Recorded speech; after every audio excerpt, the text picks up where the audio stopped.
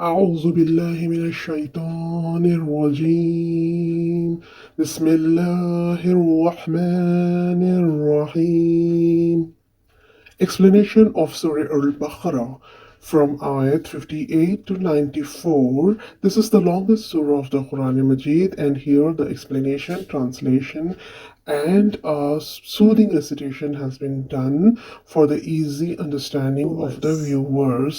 Thank you. यही करती हैं चिड़ियां फरियाद, हाँ यही चाहती हैं हरनी दाद। इसी दर पे शुतराने नाशाद, गिलाए रंजो इना करते हैं। कुलू वशरबू, खाओ और पियो। तफसीर सिरातुल जिनान में है, हजरत मूसा अलैहिस्सलाम की कौम से फरमाया गया कि आसमानी ताम मनो सलवा खाओ और उस पत्थर के चश्मों का पानी पियो जो तुम्हें फजले इलाही से बगैर मेहनत के मुयस्सर है। और इस बात का ख्याल रखो कि फितना और फसाद से बचो और गुनाहों में न पड़ो। हर उम्मत को यही हुक्म था कि अल्लाह ताला का रिस्क खाओ लेकिन फसाद न फैलाओ, यानी रिस्क के इस्तेमाल से मना नहीं फरमाया बल्कि हराम कमाने, हराम खाने, खाकर खुदा की नाशुक्री और नाफरमानी से मना किया गया है। وَإِذْ قُلْتُمْ يَا مُوسَى لَن نَّصْبِرَ عَلَىٰ طَعَامٍ وَاحِدٍ فادع لنا ربك يخرج لنا مما تنبت الأرض من بقلها وقثائها وفومها وعدسها وبصلها قال أتستبدلون الذي هو أدنى بالذي هو خير اهبطوا مصرا فإن لكم ما سألتم وضربت عليهم الذلة والمسكنة وباءوا بغضب من الله ذلك بأنهم كانوا يكفرون بآيات الله ويقتلون النبيين بغير الحق ذلك بما عصوا وكانوا يعتدون۔ ترجمہ: اور جب تم نے کہا اے موسیٰ ہم ایک کھانے پر ہرگز صبر نہیں کر سکتے، لہٰذا آپ اپنے رب سے دعا کیجئے کہ ہمارے لیے وہ چیزیں نکالے جو زمین اگاتی ہے، جیسے ساگ اور ککڑی اور گندم اور مسور کی دال اور پیاز۔ فرمایا کیا تم بہتر چیز کے بدلے میں گھٹیا چیزیں مانگتے ہو؟ اچھا پھر ملک مصر یا کسی شہر میں قیام کرو، وہاں تمہیں وہ سب کچھ ملے گا جو تم نے مانگا ہے۔ اور ان پر ذلت اور غربت مسلط کر دی گئی اور وہ خدا کے غضب کے مستحق ہو گئے۔ یہ ذلت و غربت اس وجہ سے تھی کہ وہ اللہ کی آیتوں کا انکار کرتے تھے اور انبیاء کو ناحق شہید کرتے تھے، اور یہ اس وجہ سے تھی کہ انہوں نے نافرمانی کی اور وہ مسلسل سرکشی کر رہے تھے۔ لن نصبر على طعام واحد، ہم ایک کھانے پر ہرگز صبر نہیں کریں گے۔ تفسیر صراط الجنان میں ہے، بعض لوگوں کی طبیعت میں کم ہمتی، نالائکی اور نیچ پن ہوتا ہے۔ آپ انہیں پکڑ کر بھی اوپر کرنا چاہیں تو وہ کم تر اور نیچے رہنے کو ترجیح دیتے ہیں۔ ایسے لوگ عموماً زندگی کی لذتوں اور نعمتوں سے فائدہ نہیں اٹھا پاتے۔ بلند ہمت اور بہتر سے بہتر کے طالب ہی خالق و مخلوق کے ہاں پسندیدہ ہوتے ہیں۔ بنی اسرائیل پر نعمتوں کے ذکر کے بعد یہاں سے ان کی کم ہمتی اور نالائکی اور نافرمانی کے کچھ واقعات بیان فرمائے جاتے ہیں۔ ان میں سے ایک واقعہ یہ ہے، بنی اسرائیل نے حضرت موسیٰ علیہ السلام سے مطالبہ کیا کہ ہم ایک ہی قسم کے کھانے پر صبر نہیں کر سکتے، آپ دعا کریں کہ ہمیں زمین کی ترکاریاں اور دالیں وغیرہ ملیں۔ حضرت موسیٰ علیہ السلام نے انہیں سمجھایا کہ تمہیں اتنا اچھا کھانا بغیر محنت کے مل رہا ہے، کیا اس کی جگہ ادنا قسم کا کھانا لینا چاہتے ہو؟ لیکن جب وہ نہ مانے تو حضرت موسیٰ علیہ السلام نے بارگاہ الہی میں دعا کی۔ اس پر حکم ہوا کہ اے بنی اسرائیل، اگر تمہارا یہی مطالبہ ہے تو پھر مصر جاؤ، وہاں تمہیں وہ چیزیں ملیں گی جن کا تم مطالبہ کر رہے ہو۔ مصر سے مراد یا تو ملک مصر یا مطلقاً کوئی بھی شہر ہے۔ بڑوں سے نسبت رکھنے والے کو کیا کرنا چاہیے؟ یہاں اس بات کا خیال رکھیں کہ ساگ، ککڑی وغیرہ جو چیزیں بنی اسرائیل نے مانگی ان کا مطالبہ گناہ نہ تھا۔ من و سلوہ جیسی نعمتیں بے محنت چھوڑ کر ان کی طرف مائل ہونا پست خیالی ہے۔ ہمیشہ ان لوگوں کا میلان طبع پستی ہی کی طرف رہا، اور حضرت موسیٰ اور حضرت ہارون علیہ السلام ایسے جلیل القدر بلند ہمت انبیاء کے بعد تو بنی اسرائیل کے نیچ پن اور کم حوصلگی کا پورا ظہور ہوا۔ जब बड़ों से निस्बत हो तो दिलो दिमाग और सोच भी बड़ी बनानी चाहिए, और मुसलमानों को तो बनी इसराइल से ज्यादा इस बात पर गौर करना चाहिए कि उनकी निस्बत सबसे बड़ी है। दुरिबत अलैहिमुज़्ज़िल्लतु वल मस्कनह, उन पर जिल्लत और गुर्बत मुसल्लत कर दी गई। तफसीर सिरातुल जिनान में है, यानी यहूदियों पर उनके घटिया किरदार की वजह से जिल्लत और गुर्बत मुसल्लत कर दी गई। उन पर गजब इलाही की सूरत यह हुई कि अंबिया अलैहिमुस्सलातु वस्सलाम और सुलहा की बदौलत जो रुतबे उन्हें हासिल हुए थे वो उनसे महरूम हो गए। इस गजब का बाइस सिर्फ यही नहीं था कि उन्होंने आसमानी ग़िज़ाओं के बदले जमीनी पैदावार की ख्वाहिश की, या हजरत मूसा अलैहिस्सलाम के जमाने में उसी तरह की और खताएं की, बल्कि अहद नबूवत से दूर होने और जमानाए दराज गुजरने से उनकी दीनी सलाहियतें बातिल हो गईं। अल्लाह ताला की आयतों के साथ कुफ्र का रास्ता इख्तियार किया। उन्होंने हजरत ज़करिया, हजरत यहया और हजरत शाया अलैहिमुस्सलातु वस्सलाम को शहीद किया, और ऐसा नाहक कत्ल किया कि उसकी वजह खुद ये कातिल भी नहीं बता सकते। उन्होंने नाफरमानी और सरकशी का रास्ता इख्तियार किया। अलगर्ज उनके अजीम जराइम और कबीह तरीन अफआल की वजह से उन पर अल्लाह ताला की लानत हुई, उन पर जिल्लत और गुर्बत मुसल्लत की गई और वो गजब इलाही के मुस्तहिक हुए। बनी इसराइल की जिल्लत और गुर्बत से मुसलमान भी नसीहत हासिल करें।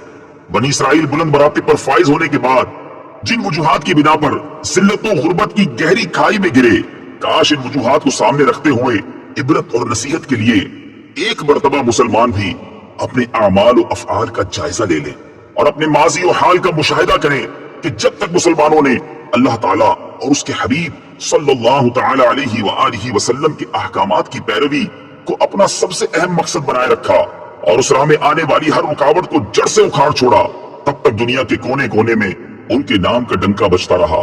और जब से उन्होंने अल्लाह ताला और उसके हबीब सल्लल्लाहु तआला अलैहि वसल्लम के अहकामात से नाफरमानी और सरकशी वाला रास्ता इख्तियार किया, तब से दुनिया भर में जो जिल्लत और रुसवाई मुसलमानों की हुई है और हो रही है वो सबके सामने है। इन्नल्लज़ीन आमनू वल्लज़ीन हादू वन्नसारा वस्साबिईन मन आमन बिल्लाहि वल यौमिल आखिर وعمل صالحا فلهم أجرهم عند ربهم ولا خوف عليهم ولا هم يحزنون وإذ أخذنا ميثاقكم ورفعنا فوقكم الطور خذوا ما آتيناكم بقوة واذكروا ما فيه لعلكم تتقون۔ तर्जमा, बेशक ईमान वालों, नीज यहूदियों और ईसाइयों और सितारों की पूजा करने वालों में से जो भी सच्चे दिल से अल्लाह पर और आखिरत के दिन पर ईमान ले आए और नेक काम करें तो उनका सवाब उनके रब के पास है, और उन पर ना कोई खौफ होगा और ना वो गमगीन होंगे। और याद करो जब हमने तुमसे अहद लिया और तुम्हारे सरों पर तूर पहाड़ को मुअल्लक कर दिया और कहा कि मजबूती से थामो उस किताब को जो हमने तुम्हें अता की है, और जो कुछ इसमें बयान किया गया है उसे याद करो इस उम्मीद पर कि तुम परहेजगार बन जाओ। वइज़ अख़ज़ना मीसाक़कुम, और याद करो जब हमने तुमसे अहद लिया।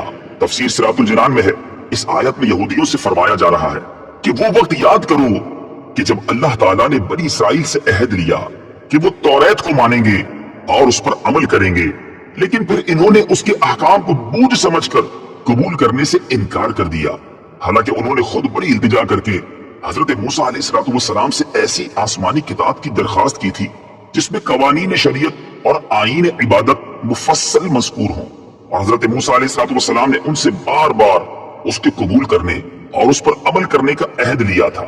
और जब वो किताब अता हुई तो उन्होंने इसे कबूल करने से इनकार कर दिया और अहद पूरा ना किया। जब बनी इसराइल ने अल्लाह ताला से किया हुआ अहद तोड़ा तो हजरत जिब्रील अमीन अलैहिस्सलाम ने अल्लाह ताला के हुक्म से तूर पहाड़ को उठाकर उनके सरों के ऊपर हवा में मुअल्लक कर दिया, और हजरत मूसा अलैहिस्सलाम ने उनसे फरमाया, तुम या तो अहद कबूल कर लो वरना पहाड़ तुम पर गिरा दिया जाएगा और तुम कुचल डाले जाओगे। इसमें सूरतन अहद पूरा करने पर मजबूर करना पाया जा रहा है, लेकिन दर हकीकत पहाड़ का सरों पर मुअल्लक कर देना अल्लाह ताला की कुदरत की कवी दलील है, जिससे दिलों को इत्मीनान हासिल होता है कि बेशक हजरत मूसा अलैहिस्सलाम अल्लाह ताला के रसूल हैं और उनकी इताअत अल्लाह ताला को मतलूब है, और ये इत्मीनान उनको मानने اور عہد پورا کرنے کا اصل سبب ہے۔ یاد رہے کہ دین قبول کرنے پر جبر نہیں کیا جا سکتا، البتہ دین قبول کرنے کے بعد اس کے احکام پر عمل کرنے پر مجبور کیا جائے گا۔ اس کی مثال یوں سمجھیں کہ کسی کو اپنے ملک میں آنے پر حکومت مجبور نہیں کرتی، لیکن جب کوئی ملک میں آ جائے تو حکومت اسے قانون پر عمل کرنے پر ضرور مجبور کرے گی۔ احکام قرآن پر عمل کی ترغیب۔ علامہ اسماعیل حقی رحمۃ اللہ تعالی علیہ فرماتے ہیں اللہ تعالیٰ کی کتابوں سے مقصود ان کے تقاضوں کے مطابق عمل کرنا ہے، نہ فقط زبان سے بالترتیب ان کی تلاوت کرنا۔ اس کی مثال یہ ہے کہ جب کوئی بادشاہ اپنی سلطنت کے کسی حکمران کی طرف کوئی خط بھیجے اور اس میں حکم دے کہ فلاں فلاں شہر میں اس کے لیے ایک محل تعمیر کر دیا جائے، اور جب وہ خط اس حکمران تک پہنچے تو وہ اس میں دیے گئے حکم کے مطابق محل تعمیر نہ کرے، البتہ اس خط کو روزانہ پڑھتا رہے، تو جب بادشاہ وہاں پہنچے گا اور محل نہ پائے گا تو ظاہر ہے کہ وہ حکمران عتاب بلکہ سزا کا مستحق ہوگا، کیونکہ اس نے بادشاہ کا حکم پڑھنے کے باوجود اس پر عمل نہیں کیا۔ تو قرآن بھی اسی خط کی طرح ہے جس میں اللہ تعالیٰ نے اپنے بندوں کو حکم دیا کہ وہ دین کے ارکان جیسے نماز اور روزہ وغیرہ کی تعمیر کریں، اور بندے فقط قرآن مجید کی تلاوت کرتے رہیں اور اللہ تعالیٰ کے حکم پر عمل نہ کریں تو ان کا فقط قرآن مجید کی تلاوت کرتے رہنا حقیقی طور پر فائدہ مند نہیں۔ یہی بات امام غزالی رحمت اللہ تعالی علیہ نے بھی متعدد جگہ ارشاد فرمائی ہے۔ ثم توليتم من بعد ذلك فلولا فضل الله عليكم ورحمته لكنتم من الخاسرين۔ ترجمہ، اس کے بعد پھر تم نے روح گردانی اختیار کی تو اگر تم پر اللہ کا فضل اور اس کی رحمت نہ ہوتی تو تم نقصان اٹھانے والوں میں سے ہو جاتے۔ فضل اللہ، اللہ کا فضل، تفسیر صراط الجنان میں ہے۔ یہاں فضل و رحمت سے یا تو توبہ کی توفیق مراد ہے کہ انہیں توبہ کی توفیق مل گئی، اور یا عذاب کو مؤخر کرنا مراد ہے، یعنی بنی اسرائیل پر عذاب نازل نہ ہوا بلکہ انہیں مزید مہلت دی گئی۔ ایک قول یہ ہے کہ فضل الہی اور رحمت حق سے حضور سرور عالم صلی اللہ تعالی علیہ وسلم کی ذات پاک مراد ہے، اور معنی یہ ہے کہ اگر تمہیں خاتم المرسلین صلی اللہ تعالی علیہ وسلم کے وجود کی دولت نہ ملتی اور آپ صلی اللہ تعالی علیہ وسلم کی ہدایت نصیب نہ ہوتی تو تمہارا انجام ہلاک و خسران ہوتا۔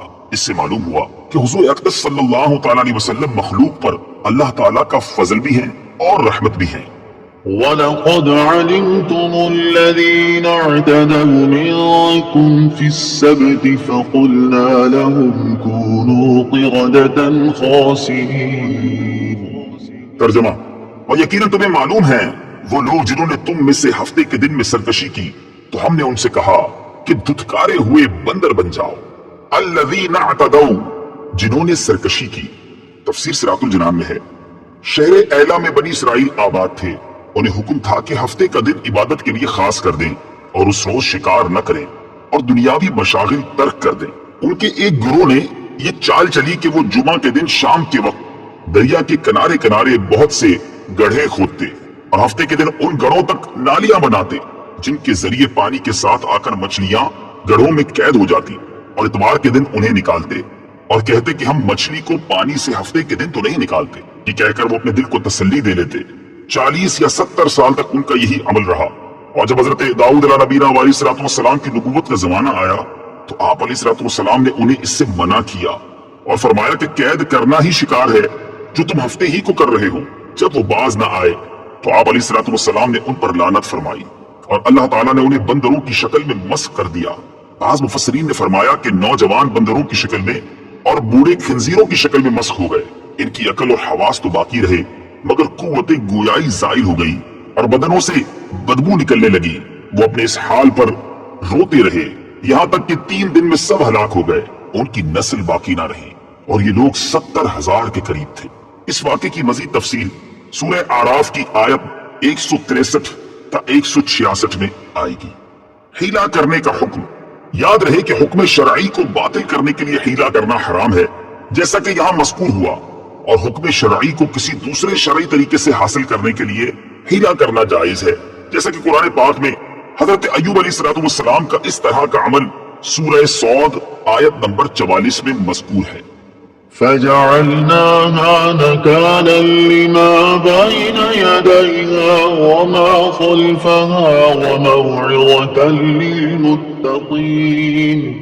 ترجمہ، تو ہم نے یہ واقعہ اس وقت کے لوگوں اور ان کے بعد والوں کے لیے عبرت اور پرہیزگاروں کے لیے نصیحت بنا دیا۔ نکالن عبرت تفسیر صراط الجنان میں ہے۔ اس سے معلوم ہوا کہ قرآن پاک میں عذاب کے واقعات ہماری عبرت و نصیحت کے لیے بیان کیے گئے ہیں، لہٰذا قرآن پاک کے حقوق میں سے ہے کہ اس طرح کے واقعات و آیات پڑھ کر اپنی اصلاح کی طرف بھی توجہ کی جائے۔ وَإِذْ قَالَ مُوسَى لِقَوْمِهِ إِنَّ اللَّهَ يَأْمُرُكُمْ أَن تَذْبَحُوا بَقَرَةً قَالُوا أَتَتَّخِذُنَا هُزُوًا قال أعوذ بالله أن أكون من الجاهلين قالوا ادع لنا ربك يبين لنا ما هي قال إنه يقول إنها بقرة لا فارض ولا بكر عوان بين ذلك فافعلوا ما تؤمرون قال ادع لنا ربك يبين لنا ما لونها قال إنه يقول إنها بقرة صفراء فاقع لونها تسر الناظرين قالوا ادع لنا ربك يبين لنا ما هي إن البقرة شابه علينا وَإِنَّا إِن شَاءَ اللَّهُ لَمُهْتَدُونَ۔ ترجمہ اور یاد کرو جب موسیٰ نے اپنی قوم سے فرمایا بے شک اللہ تمہیں حکم دیتا ہے کہ ایک گائے ذبح کرو، تو انہوں نے کہا کہ کیا آپ ہمارے ساتھ مذاق کرتے ہیں؟ موسیٰ نے فرمایا میں اللہ کی پناہ مانگتا ہوں کہ میں جاہلوں میں سے ہو جاؤں۔ انہوں نے کہا کہ آپ اپنے رب سے دعا کیجئے کہ وہ ہمیں بتا دے کہ وہ گائے کیسی ہے۔ فرمایا اللہ فرماتا ہے کہ وہ ایک ایسی گائے ہے جو نہ تو بوڑھی ہے اور نہ بالکل کم عمر، بلکہ ان دونوں کے درمیان ہو، تو وہ کرو جس کا تمہیں حکم دیا جا رہا ہے۔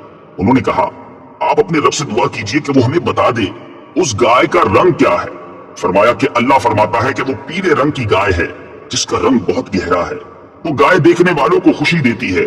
انہوں نے کہا آپ اپنے رب سے دعا کیجئے کہ ہمارے لیے واضح طور پر بیان کر دے کہ وہ گائے کیسی ہے، کیونکہ بے شک گائے ہم پر مشتبہ ہو گئی ہے، اور اگر اللہ چاہے گا تو یقیناً ہم راہ پا لیں گے۔ وَإِذْ قَالَ مُوسَى اور جب موسیٰ نے فرمایا، تفسیر صراط الجنان میں ہے۔ ان آیات میں یہودیوں کو جو واقعہ یاد دلایا جا رہا ہے اس کا خلاصہ یہ ہے کہ بنی اسرائیل میں ایک مالدار شخص عامیل کو اس کے عزیز نے خفیہ طور پر قتل کر کے دوسرے محلے میں ڈال دیا تاکہ اس کی میراث بھی لے اور خون بہا بھی، اور پھر دعویٰ کر دیا کہ مجھے خون بہا دلوایا جائے۔ قاتل کا پتہ نہ چلتا تھا۔ وہاں کے لوگوں نے حضرت موسیٰ علیہ السلام سے درخواست کی کہ آپ دعا فرمائیں کہ اللہ تعالیٰ حقیقت حال ظاہر فرمائے۔ اس پر حکم ہوا کہ ایک گائے ذبح کر کے اس کا کوئی حصہ مقتول کو مارے، وہ زندہ ہو کر قاتل کے بارے میں بتا دے گا۔ لوگوں نے حیرانی سے کہا کہ آپ علیہ السلام ہم سے مذاق کر رہے ہیں، کیونکہ مقتول کا حال معلوم ہونے اور گائے کے ذبح کرنے میں کوئی مناسبت معلوم نہیں ہوتی۔ اس پر حضرت موسیٰ علیہ السلام نے جواب دیا میں اس بات سے اللہ تعالیٰ کی پناہ مانگتا ہوں کہ میں مذاق کر کے جاہلوں میں سے ہو جاؤں۔ جب بنی اسرائیل نے سمجھ لیا کہ گائے کا ذبح کرنا مذاق نہیں بلکہ باقاعدہ حکم ہے، تو انہوں نے حضرت موسیٰ علیہ السلام سے اس کے اوصاف دریافت کیے، اور بار بار سوال کر کے وہ لوگ قیدیں بڑھاتے گئے، اور بالآخر یہ حکم ہوا کہ ایسی گائے ذبح کرو جو نہ بوڑھی ہو اور نہ بہت کم عمر بلکہ درمیانی عمر کی ہو، بدن پر کوئی داغ نہ ہو، ایک ہی رنگ کی ہو، رنگ آنکھوں کو بھانے والا ہو، اس گائے نے کبھی کھیتی باڑی کی ہو نہ کبھی کھیتی کو پانی دیا ہو۔ آخری سوال میں انہوں نے کہا کہ اب ہم انشاءاللہ عز و جل راہ پا لیں گے۔ بہرحال جب سب کچھ طے ہو گیا تو ان کی تسلی ہو گئی، پھر انہوں نے گائے کی تلاش شروع کر دی۔ ان کے اطراف میں ایسی صرف ایک گائے تھی۔ اس کا حال یہ تھا کہ بنی اسرائیل میں ایک صالح شخص تھے، ان کا ایک چھوٹا بچہ تھا، اور ان کے پاس ایک گائے کے بچے کے علاوہ اور کچھ نہ رہا تھا۔ انہوں نے اس کی گردن پر مہر لگا کر اللہ تعالیٰ کے نام پر چھوڑ دیا اور بارگاہ حق میں عرض کی یا رب عز و جل، میں اس بچیا کو اس فرزند کے لیے تیرے پاس ودیعت رکھتا ہوں تاکہ جب یہ فرزند بڑا ہو تو یہ اس کے کام آئے۔ اس نیک شخص کا تو انتقال ہو گیا، لیکن وہ بچیا جنگل میں اللہ تعالیٰ کی حفاظت میں پرورش پاتی رہی۔ یہ لڑکا جب بڑا ہوا تو صالح و متقی بنا اور ماں کا فرما بردار تھا۔ ایک دن اس کی والدہ نے کہا اے نور نظر، تیرے باپ نے تیرے لیے فلاں جنگل میں خدا کے نام ایک بچیا چھوڑی تھی، وہ اب جوان ہو گئی ہوگی، اللہ تعالیٰ سے دعا کرو کہ وہ تجھے عطا فرمائے۔ और तू उसे जंगल से ले आ। लड़का जंगल में गया और उसने गाय को जंगल में देखा और वालिदा की बताई हुई अलामतें उसमें पाई और उसको अल्लाह ताला की कसम देकर बुलाया तो वो हाजिर हो गई। वो जवान उस गाय को वालिदा की खिदमत में लाया। वालिदा ने बाजार में ले जाकर 3 दीनार पर फरोख्त करने का हुक्म दिया और ये शर्त की कि सौदा होने पर फिर उसकी इजाजत हासिल की जाए। उस जमाने में गाय की कीमत इन अतराफ में 3 दीनार ही थी। जवान जब उस गाय को बाजार में लाया तो एक फरिश्ता खरीदार की सूरत में आया और उसने गाय की कीमत 6 दीनार लगा दी, मगर ये शर्त रखी कि जवान अपनी वालिदा से इजाजत नहीं लेगा। जवान ने यह मंजूर न किया और वालिदा से तमाम किस्सा कहा। उसकी वालिदा ने 6 दीनार कीमत मंजूर करने की तो इजाजत दी, मगर बेचने में फिर दोबारा अपनी मर्जी दरियाफ्त करने की शर्त लगा दी। जवान फिर बाजार में आया। इस मर्तबा फरिश्ते ने 12 दीनार कीमत लगाई और कहा कि वालिदा की इजाजत पर मौकूफ न रखो। जवान ने ना माना और वालिदा को इत्तिला दी। वो साहिब फिरासत औरत समझ गई कि ये खरीदार नहीं कोई फरिश्ता है जो आजमाइश के लिए आता है। बेटे से कहा कि अब की मर्तबा इस खरीदार से कहना कि आप हमें इस गाय के फरोख्त करने का हुक्म देते हैं या नहीं। लड़के ने यही कहा तो फरिश्ते ने जवाब दिया कि अभी इसको रोके रहो, जब बनी इसराइल खरीदने आए तो उसकी कीमत ये मुकर्रर करना कि इसकी खाल में सोना भर दिया जाए। जवान गाय को घर लाया और जब बनी इसराइल जुस्तजू करते हुए उसके मकान पर पहुंचे तो यही कीमत तय की और हजरत मूसा अलैहिस्सलाम की जमानत पर वो गाय बनी इसराइल के सिपुर्द की। गाय ज़बह करने वाले वाक़े से मालूम होने वाले मसाइल। इस वाक़े से कई चीजें मालूम हुई। नंबर 1, नबी के फरमान पर बगैर हिचकिचाहट अमल करना चाहिए और अमल करने की बजाय अकली ढकोसले बनाना बेअदबों का काम है। नंबर 2, पैगंबर झूठ, दिल लगी और किसी का मजाक उड़ाना वगैरह ऐबों से पाक हैं। अलबत्ता खुशतबई एक महमूद सिफत है, ये इनमें पाई जा सकती है। नंबर 3, शरई अहकामात से मुतालिक बेजा बहस मुशक्कत का सबब है। हदीस शरीफ में है कि अगर बनी इसराइल बहस न निकालते तो जो गाय ज़िबह कर देते वही काफी हो जाती। नंबर 4, इंशाअल्लाह कहने की बहुत बरकत है। हुजूर पुरनूर सल्लल्लाहु अलैहि वसल्लम ने फरमाया, अगर बनी इसराइल व इन्ना इंशाअल्लाहु लमुहतदून न कहते तो कभी वो गाय ना पाते। नंबर 5, जो अपने अयाल को अल्लाह ताला के सिपुर्द करे अल्लाह ताला उसकी उम्दा परवरिश फरमाता है। नंबर 6, जो अपना माल अल्लाह ताला के भरोसे पर उसकी अमानत में दे अल्लाह ताला उसमें बरकत देता है। नंबर 7, वालिदैन की फरमाबरदारी अल्लाह ताला को पसंद है।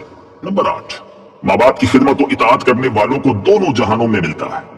قال إنه يقول إنها بقرة لا ذلول وتثير الأرض ولا تسقي الحرث مسلمة لا شية فيها قالوا الآن جئت بالحق فذبحوها وما كادوا يفعلون.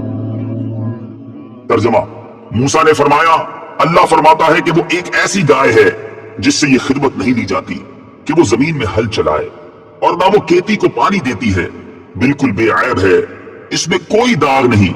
ये सुनकर उन्होंने कहा, अब आप बिल्कुल सही बात लाए हैं। फिर उन्होंने उस गाय को ज़बाह किया, हालांकि वो ज़बाह करते मालूम ना होते थे। वमा कादू यफ़अलून, और वो ज़बाह करते मालूम ना होते थे। तफसीर सिरातुल जनान में है। बनी इसराइल के मुसलसल सवालात और अपनी रुसवाई के अंदेशा और गाय की गिरानी कीमत से ये जाहिर होता था कि वो ज़बाह करने का कस्द नहीं रखते, मगर जब उनके सवालात शाफी जवाबों से खत्म कर दिए गए तो उन्हें ज़बाह करना ही पड़ा। وَإِذْ قَتَلْتُمْ نَفْسًا فَادَّارَأْتُمْ فِيهَا وَاللَّهُ مُخْرِجٌ مَا كُنتُمْ تَكْتُمُونَ. तर्जुमा, और याद करो जब तुमने एक शख्स को कत्ल कर दिया फिर उसका इल्जाम किसी दूसरे पर डालने लगे, हालांकि अल्लाह जाहिर करने वाला था उसको जिसे तुम छुपा रहे थे। वइज़ क़तलतुम, और जब तुमने कत्ल किया। तफसीर सिरातुल जनान में है। यहाँ इसी पहले कत्ल का बयान है जिसका ऊपर वाकया गुजरा। فَقُلْنَا اضْرِبُوهُ بِبَعْضِهَا كَذَلِكَ يُحْيِي اللَّهُ الْمَوْتَى وَيُرِيكُمْ آيَاتِهِ لَعَلَّكُمْ تَعْقِلُونَ. तर्जुमा, तो हमने फरमाया कि इस मकतूल को इस गाय का एक टुकड़ा मारो, इसी तरह अल्लाह मुर्दों को जिंदा करेगा और वो तुम्हें अपनी निशानियां दिखाता है ताकि तुम समझ जाओ। फकुलना, तो हमने फरमाया। तफसीर सिरातुल जनान में है, बनी इसराइल ने गाय ज़बाह करके उसके किसी उज़्व से मुर्दे को मारा, वो बहुक्म इलाही जिंदा हो गया। उसके हलक से खून का फव्वारा जारी था। उसने अपने चचाजाद भाई के बारे में बताया कि उसने मुझे कत्ल किया। अब उसको भी इकरार करना पड़ा और हजरत मूसा अलैहिस्सलाम ने उस पर किसास का हुक्म फरमाया। इस आयत मुबारका में अल्लाह ताला ने मुर्दे को जिंदा करने के इस वाक़े से क़यामत के दिन उठाए जाने पर दलील कायम की कि तुम समझ लो कि जैसे अल्लाह ताला ने इस मुर्दे को जिंदा किया, इसी तरह वो क़यामत के दिन भी मुर्दों को जिंदा फरमाएगा, क्योंकि वो मुर्दे जिंदा करने पर कादिर है और रोज़े जज़ा मुर्दों को जिंदा करना और हिसाब लेना हक है। ثم قست قلوبكم من بعد ذلك فهي كالحجارة أو أشد قسوة وإن من الحجارة لما يتفجر منه الأنهار وإن منها لما يشقق فيخرج منه الماء وإن منها لما يهبط من خشية الله وما الله بغافل عما تعملون۔ ترجمہ، پھر اس کے بعد تمہارے دل سخت ہو گئے تو وہ پتھروں کی طرح ہیں، بلکہ ان سے بھی زیادہ سخت ہیں، اور پتھروں میں تو کچھ وہ ہیں جن سے ندیاں بہ نکلتی ہیں، اور کچھ وہ ہیں کہ جب پھٹ جاتے ہیں تو ان سے پانی نکلتا ہے، اور کچھ وہ ہیں جو اللہ کے ڈر سے گر پڑتے ہیں، اور اللہ تمہارے اعمال سے ہرگز بے خبر نہیں۔ ثم قست قلوبکم، پھر تمہارے دل سخت ہو گئے۔ تفسیر صراط الجنان میں ہے، اس آیت کی ایک تفسیر یہ ہے کہ حضور پرنور صلی اللہ تعالی علیہ وآلہ وسلم کے زمانے میں موجود یہودیوں کو مخاطب کر کے فرمایا گیا کہ اپنے آباء و اجداد کے عبرت انگیز واقعات سننے کے بعد تمہارے دل حق بات کو قبول کرنے کے معاملے میں سخت ہو گئے، اور وہ شدت و سختی میں پتھروں کی طرح ہیں، بلکہ ان سے بھی زیادہ سخت ہیں، کیونکہ پتھر بھی اثر قبول کرتے ہیں کہ کچھ پتھروں سے ندیاں بہ نکلتی ہیں، اور کچھ ایسے ہیں کہ جب پھٹ جاتے ہیں تو ان سے پانی نکلتا ہے، اور کچھ وہ ہیں جو اللہ تعالیٰ کے ڈر سے اوپر سے نیچے گر پڑتے ہیں، جبکہ تمہارے دل اطاعت کے لیے جھکتے ہیں، نہ نرم ہوتے ہیں، نہ اللہ تعالیٰ سے ڈرتے ہیں، اور نہ ہی وہ کام کرتے ہیں جس کا انہیں حکم دیا جاتا ہے۔ اور یاد رکھو کہ اللہ تعالیٰ تمہارے اعمال سے ہرگز بے خبر نہیں، بلکہ وہ تمہیں ایک خاص مدت تک کے لیے مہلت دے رہا ہے۔ دوسری تفسیر یہ ہے کہ اس آیت میں بنی اسرائیل کے وہ لوگ مراد ہیں جو حضرت موسیٰ علیہ السلام کے زمانے میں موجود تھے۔ ان کے بارے میں فرمایا گیا کہ بڑی بڑی نشانیاں اور حضرت موسیٰ علیہ السلام کے معجزات دیکھ کر بھی انہوں نے عبرت حاصل نہ کی۔ ان کے دل پتھروں کی طرح ہو گئے، بلکہ ان سے بھی زیادہ سخت، کیونکہ پتھر بھی اثر قبول کرتے ہیں کہ ان میں کسی سے ندیاں بہ نکلتی ہیں۔ کوئی پتھر پھٹ جاتا ہے تو اس سے پانی بہتا ہے، اور کوئی خوف الہی سے گر جاتا ہے جیسے اللہ تعالیٰ کو منظور ہوتا ہے۔ لیکن انسان جسے بے پناہ ادراک و شعور دیا گیا ہے، حواس قوی ہیں، عقل کامل ہے، دلائل ظاہر ہیں، عبرت و نصیحت کے مواقع موجود ہیں، لیکن پھر بھی اللہ تعالیٰ کی اطاعت و بندگی کی طرف نہیں آتا۔ دل کی سختی کا انجام، اس سے معلوم ہوا کہ دل کی سختی بہت خطرناک ہے۔ اللہ تعالیٰ ارشاد فرماتا ہے، أفمن شرح الله صدره للإسلام فهو على نور من ربه فويل للقاسية قلوبهم من ذكر الله أولئك في ضلال مبين۔ ترجمہ، تو کیا وہ جس کا سینہ اللہ نے اسلام کے لیے کھول دیا تو وہ اپنے رب کی طرف سے نور پر ہے، اس جیسا ہو جائے گا جو سنگ دل ہے؟ تو خرابی ہے ان کے لیے جن کے دل اللہ کے ذکر کی طرف سے سخت ہو گئے ہیں، وہ کھلی گمراہی میں ہیں۔ حضرت عبداللہ بن عمر رضی اللہ تعالیٰ عنہما سے روایت ہے، حضور اقدس صلی اللہ تعالیٰ علیہ وسلم نے ارشاد فرمایا، اللہ تعالیٰ کے ذکر کے علاوہ زیادہ کلام نہ کیا کرو، کیونکہ اللہ تعالیٰ کے ذکر کے علاوہ کلام کی کثرت دل کو سخت کر دیتی ہے، اور لوگوں میں اللہ تعالیٰ سے سب سے زیادہ دور وہ شخص ہوتا ہے جس کا دل سخت ہو۔ دل کی سختی سے متعلق مزید کلام سورہ حدید کی آیت نمبر 16-17 کے تحت ملاحظہ فرمائیں۔ أفتطمعون أن يؤمنوا لكم وقد كان فريق منهم يسمعون كلام الله ثم يحرفونه من بعد ما عقلوه وهم يعلمون۔ ترجمہ، تو اے مسلمانوں، کیا تم یہ امید رکھتے ہو کہ یہ تمہاری وجہ سے ایمان لے آئیں گے؟ حالانکہ ان میں ایک گروہ وہ تھا کہ وہ اللہ کا کلام سنتے تھے اور پھر اسے سمجھ لینے کے بعد جان بوجھ کر بدل دیتے تھے۔ افتطمعون، کیا تمہیں یہ امید ہے؟ تفسیر صراط الجنان میں ہے انصار صحابہ کرام رضی اللہ تعالی عنہم کو اس بات کی بہت حرص تھی کہ یہودی اسلام قبول کر لیں، کیونکہ وہ یہودیوں کے حلیف تھے اور ان کے پڑوسی بھی تھے۔ اس پر اللہ تعالیٰ نے ارشاد فرمایا کہ اے مسلمانوں، کیا تم یہ امید رکھتے ہو کہ یہ یہودی تمہارا یقین کریں گے یا تمہاری تبلیغ کی وجہ سے ایمان لے آئیں گے؟ حالانکہ ان میں ایک گروہ وہ تھا جو صرف علماء پر مشتمل تھا۔ وہ اللہ تعالیٰ کا کلام یعنی تورات سنتے تھے اور پھر اسے سمجھ لینے کے بعد جان بوجھ کر بدل دیتے تھے۔ اسی طرح ان یہودیوں نے بھی تورات میں تحریف کی اور رسول کریم صلی اللہ تعالی علیہ وآلہ وسلم کی نعت بدل ڈالی۔ تو ایسے لوگ کہاں ایمان لائیں گے؟ لہٰذا تم ان کے ایمان کی امید نہ رکھو۔ عالم کا بگڑنا زیادہ تباہ کن ہے۔ اس سے معلوم ہوا کہ عالم کا بگڑنا عوام کے بگڑنے سے زیادہ تباہ کن ہے، کیونکہ عوام علماء کو اپنا ہادی اور رہنما سمجھتے ہیں۔ وہ علماء کے اقوال پر عمل کرتے اور ان کے افعال کو دلیل بناتے ہیں، اور جب علماء ہی کے عقائد و اعمال میں بگاڑ پیدا ہو جائے تو عوام راہ ہدایت پر کس طرح چل سکتی ہے؟ اور کئی جگہ پر شاید یہ عالم کہلانے والوں کی بدعملی کا نتیجہ ہے کہ آج لوگ دیندار طبقے سے متنفر ہو رہے ہیں اور ان کے خلاف اپنی زبان تان دراز کر رہے ہیں۔ اعلیٰ حضرت امام احمد رضا خان علیہ رحمت الرحمن نے فرمایا، ائمہ دین فرماتے ہیں، اے گروہ علماء، اگر تم مستحبات چھوڑ کر مباحات کی طرف جھکو گے تو عوام مکروہات پر گریں گے، اگر تم مکروہ کرو گے تو عوام حرام میں پڑیں گے، اگر تم حرام کے مرتکب ہوگے تو عوام کفر میں مبتلا ہوں گے۔ یہ ارشاد نقل کرنے کے بعد فرمایا، بھائیو، للہ اپنے اوپر رحم کرو، اپنے اوپر رحم نہ کرو تو امت مصطفیٰ صلی اللہ تعالی علیہ وسلم پر رحم کرو، چرواہے کہلاتے ہو، بھیڑیے نہ بنو۔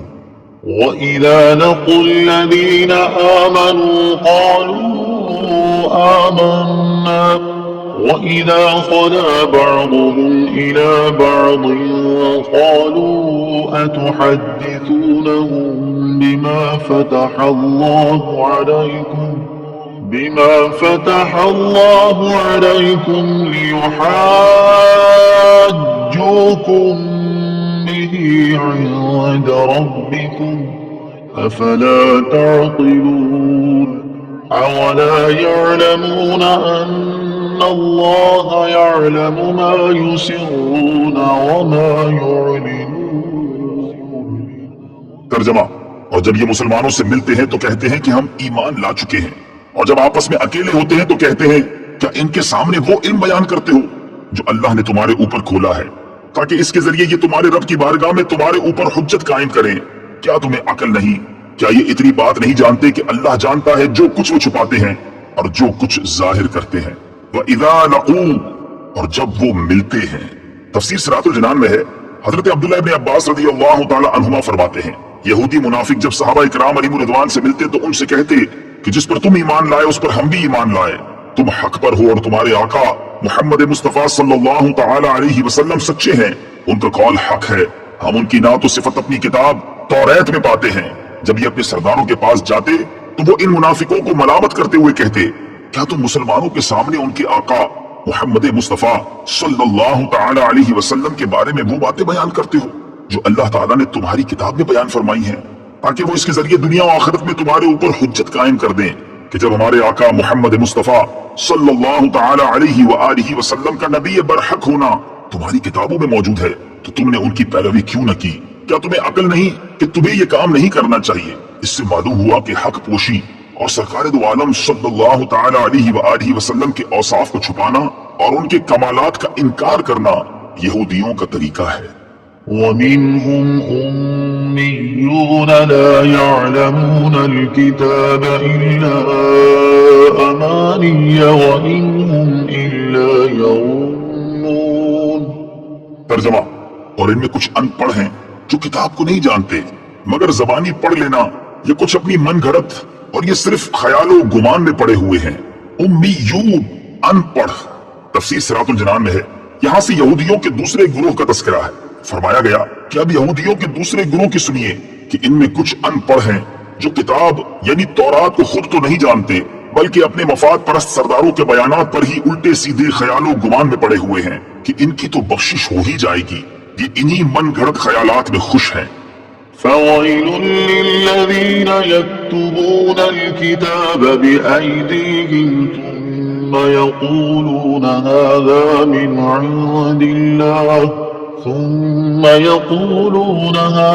من عند الله ليشتروا به ثمنا قليلا فويل لهم مما كتبت أيديهم وويل لهم مما يكسبون. ترجمہ: تو بربادی ہے ان لوگوں کے لیے جو اپنے ہاتھوں سے کتاب لکھتے ہیں پھر کہتے ہیں یہ خدا کی طرف سے ہے کہ اس کے بدلے میں تھوڑی سی قیمت حاصل کر لیں، تو ان لوگوں کے لیے ان کے ہاتھوں کے لکھے ہوئے کی وجہ سے ہلاکت ہے اور ان کے لیے ان کی کمائی کی وجہ سے تباہی اور بربادی ہے. فویل، تو بربادی ہے. تفسیر صراط الجنان میں ہے جب سرکار دو جہاں صلی اللہ تعالی علیہ وآلہ وسلم مدینہ طیبہ تشریف فرما ہوئے تو علماء توریت اور سرداران یہود کو کبھی اندیشہ ہو گیا کہ ان کی روزی جاتی رہے گی اور سرداری مٹ جائے گی، کیونکہ توریت میں حضور پرنور صلی اللہ تعالی علیہ وآلہ وسلم کا حلیہ اور اوصاف مذکور ہیں. جب لوگ حضور اقدس صلی اللہ تعالی علیہ وآلہ وسلم کو اس کے مطابق پائیں گے تو فوراً ایمان لے آئیں گے اور اپنے علماء اور سرداروں کو چھوڑ دیں گے. اس اندیشے سے انہوں نے توریت میں تحریف و تغییر کر ڈالی اور حلیہ شریف بدل دیا. مثلا توریت میں آپ علیہ الصلوۃ والسلام کے اوصاف یہ لکھے تھے کہ آپ علیہ الصلوۃ والسلام خوبصورت ہیں، بال خوبصورت، آنکھیں سرمگی، قد درمیانہ ہے. اس کو مٹا کر انہوں نے یہ بتایا کہ وہ بہت دراز قد ہیں، آنکھیں کنجی نیلی، بال الجھے ہوئے ہیں. یہی عوام کو سناتے، یہی کتاب الہی کا مضمون بتاتے اور سمجھتے کہ لوگ حضور اقدس صلی اللہ تعالی علیہ وآلہ وسلم کو اس کے خلاف پائیں گے تو آپ صلی اللہ تعالی علیہ وآلہ وسلم پر ایمان نہ لائیں گے بلکہ ہمارے گرویدہ رہیں گے اور ہماری کمائی میں فرق نہ آئے گا. اس پر فرمایا گیا کہ بربادی ہے ان لوگوں کے لیے جو اپنے ہاتھوں سے تورات میں من گھڑت باتیں لکھتے ہیں اور پھر کہتے ہیں کہ یہ بھی خدا عز و جل کی طرف سے ہے اور یہ اللہ تعالیٰ کی کتاب میں تحریف صرف اس لیے کرتے ہیں کہ اس کے بدلے میں تھوڑی سی قیمت حاصل کر لیں. تو ان لوگوں کے لیے ان کے ہاتھوں کے لکھے ہوئے کی وجہ سے اور ان کی کمائی کی وجہ سے تباہی و بربادی ہے. وقالوا لا تمسنا النار إلا أياما معدودة قل أتخذتم عند الله عهدا فلن يخلف الله عهده أم تقولون على الله ما لا تعلمون. ترجمہ: اور بولے ہمیں تو آگ ہرگز نہ چھوئے گی مگر گنتی کے چند دن. اے حبیب تم فرما دو کیا تم نے خدا سے کوئی وعدہ لیا ہوا ہے؟ اگر ایسا ہے پھر تو اللہ عز و جل ہرگز وعدہ خلافی نہیں کرے گا بلکہ تم اللہ پر وہ بات کہہ رہے ہو جس کا تمہیں علم نہیں. لن تمسنا النار، ہمیں تو ہرگز آگ نہ چھوئے گی. تفسیر صراط الجنان میں ہے حضرت عبداللہ ابن عباس رضی اللہ تعالی عنہما سے مروی ہے کہ یہودی کہتے تھے کہ وہ دوزخ میں ہرگز داخل نہ ہوں گے مگر صرف اتنی مدت کے لیے جتنے عرصے ان کے آباء و اجداد نے بچڑے کو پوجا تھا. اس کے بعد وہ عذاب سے چھوٹ جائیں گے اور وہ مدت 40 دن ہے. بعض یہودیوں کے نزدیک 7 دن ہے. اس پر یہ آیت کریمہ نازل ہوئی. چنانچہ اس آیت اور اس کے بعد والی آیت میں فرمایا گیا کہ اے حبیب صلی اللہ تعالی علیہ وآلہ وسلم تم ان سے فرما دو کہ کیا تم نے اللہ تعالیٰ سے کوئی وعدہ لیا ہوا ہے کہ وہ تمہیں چند دن کے لیے ہی جہنم میں ڈالے گا؟ اگر ایسا کوئی عہد ہے پھر تو اللہ تعالیٰ ہرگز وعدہ خلافی نہیں کرے گا، لیکن ایسا کچھ ہے نہیں بلکہ حقیقت یہ ہے کہ تم اللہ تعالیٰ پر جھوٹ باندھ رہے ہو. اور اللہ تعالیٰ تم سے ایسا وعدہ کیوں کرے گا کہ تم جہنم میں زیادہ عرصے کے لیے نہیں رہو گے، حالانکہ اللہ تعالیٰ کا قانون یہ ہے کہ جس نے گناہ کا ارتکاب کیا اور اس کے گناہ نے اسے ہر طرح سے گھیر لیا یعنی وہ کفر میں جا پڑا تو وہ جہنم میں جائے گا اور ہمیشہ ہمیشہ وہاں رہے گا. بلى من كسب سيئة وأحاطت به خطيئته فأولئك أصحاب النار هم فيها خالدون. والذين آمنوا وعملوا الصالحات أولئك أصحاب الجنة هم فيها خالدون. ترجمہ: کیوں نہیں جس نے گناہ کمایا اور اس کی خطا نے اس کا گھیراؤ کر لیا تو وہی لوگ جہنمی ہیں، وہ ہمیشہ اس میں رہیں گے، اور جو ایمان لائے اور اچھے کام کیے وہ جنت والے ہیں، انہیں ہمیشہ اس میں رہنا. بلا من کسب سیئۃ وأحاطت به خطیئتہ، کیوں نہیں جس نے گناہ کمایا اور اس کی خطا نے اس کا گھیراؤ کر لیا. تفسیر صراط الجنان میں ہے اس آیت میں گناہ سے شرک و کفر مراد ہے اور احاطہ کرنے سے یہ مراد ہے کہ نجات کی تمام راہیں بند ہو جائیں اور کفر و شرک ہی پر اس کو موت آئے، کیونکہ مومن خواہ کیسا بھی گناہگار ہو گناہوں سے گھرا نہیں ہوتا، اس لیے کہ ایمان جو سب سے بڑی نیکی ہے وہ اس کے ساتھ ہے۔ وَإِذْ أَخَذْنَا مِيثَاقَ بَنِي إِسْرَائِيلَ لَا تَعْبُدُونَ إِلَّا اللَّهَ وَبِالْوَالِدَيْنِ إِحْسَانًا وَذِي الْقُرْبَى وَالْيَتَامَى وَالْمَسَاكِينِ وَقُولُوا لِلنَّاسِ حُسْنًا وَأَقِيمُوا الصَّلَاةَ وَآتُوا الزَّكَاةَ ثُمَّ تَوَلَّيْتُمْ إِلَّا قَلِيلًا مِنْكُمْ وَأَنْتُمْ مُعْرِضُونَ۔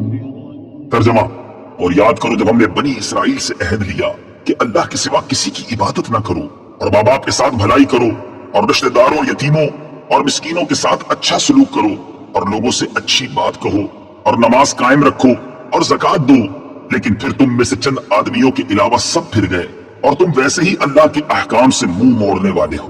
وَإِذْ أَخَذْنَا مِيثَاقَ بَنِي إِسْرَائِيلَ، اور یاد کرو جب ہم نے بنی اسرائیل سے عہد لیا۔ تفسیر صراط الجنان میں ہے، یعنی اے یہودیوں وہ وقت یاد کرو جب ہم نے بنی اسرائیل سے تورات میں یہ عہد لیا کہ تم اللہ تعالیٰ کے سوا کسی کی عبادت نہ کرو کیونکہ اس کے علاوہ اور کوئی عبادت کا مستحق نہیں، اور اپنے ماں باپ کے ساتھ بھلائی کرو اور رشتہ داروں، یتیموں اور مسکینوں کے ساتھ اچھا سلوک کرو اور لوگوں سے اچھی بات کہو اور نماز قائم رکھو اور زکوٰۃ دو، لیکن اسے قبول کرنے کے بعد ان میں سے چند آدمیوں کے علاوہ سب اس عہد سے پھر گئے اور تم بھی اپنے آباء و اجداد کی طرح اللہ تعالیٰ کے احکام سے منہ موڑنے والے ہو۔ اس سے معلوم ہوا کہ بنی اسرائیل کی عادت ہی اللہ تعالیٰ کے احکام سے اعراض کرنا اور اس کے عہد سے پھر جانا ہے۔ وَبِالْوَالِدَيْنِ إِحْسَانًا، اور والدین کے ساتھ بھلائی کرو۔ تفسیر صراط الجنان میں ہے اللہ تعالیٰ نے اپنی عبادت کا حکم فرمانے کے بعد والدین کے ساتھ بھلائی کرنے کا حکم دیا۔ اس سے معلوم ہوتا ہے کہ والدین کی خدمت بہت ضروری ہے۔ والدین کے ساتھ بھلائی یہ ہے کہ ایسی کوئی بات نہ کہے اور ایسا کوئی کام نہ کرے جو ان کے لیے باعث تکلیف ہو، اور اپنے بدن اور مال سے ان کی خوب خدمت کرے، ان سے محبت کرے، ان کے پاس اٹھنے بیٹھنے، ان سے گفتگو کرنے اور دیگر تمام کاموں میں ان کا ادب کرے، ان کی خدمت کے لیے اپنا مال انہیں خوش دلی سے پیش کرے، اور جب انہیں ضرورت ہو ان کے پاس حاضر رہے، ان کی وفات کے بعد ان کے لیے ایصال ثواب کرے، ان کی جائز وصیتوں کو پورا کرے، ان کے اچھے تعلقات کو قائم رکھے۔ والدین کے ساتھ بھلائی کرنے میں یہ بھی داخل ہے کہ اگر وہ گناہوں کے عادی ہوں یا کسی بد مذہبی میں گرفتار ہوں تو ان کو نرمی کے ساتھ اصلاح و تقویٰ اور صحیح عقائد کی طرف لانے کی کوشش کرتا رہے۔ حقوق والدین کی تفصیل جاننے کے لیے فتاوی رضویہ کی 24ویں جلد میں موجود اعلیٰ حضرت امام احمد رضا خان علیہ رحمۃ الرحمان کا رسالہ الحقوق لطرح العقوق، والدین، زوجین اور اساتذہ کے حقوق کا مطالعہ فرمائیں۔ وذی القربى، اور رشتہ داروں سے۔ تفسیر صراط الجنان میں ہے حقوق العباد میں سب سے مقدم ماں باپ کا حق ہے، پھر دوسرے رشتہ داروں کا اور پھر غیروں کا۔ غیروں میں بے کس یتیم سب سے مقدم ہے، پھر دوسرے مساکین۔ اسلام میں حقوق العباد کی اہمیت۔ اس آیت میں والدین اور دیگر لوگوں کے حقوق بیان کرنے سے یہ بھی معلوم ہوا کہ دین اسلام میں حقوق العباد کی بہت زیادہ اہمیت ہے، بلکہ احادیث میں یہاں تک ہے کہ حقوق اللہ پورا کرنے کے باوجود بہت سے لوگ حقوق العباد میں کمی کی وجہ سے جہنم کے مستحق ہوں گے، جیسا کہ صحیح مسلم میں ہے۔ حضرت ابو ہریرہ رضی اللہ تعالی عنہ سے روایت ہے، حضور اقدس صلی اللہ تعالی علیہ وآلہ وسلم نے ارشاد فرمایا، کیا تم جانتے ہو کہ مفلس کون ہے؟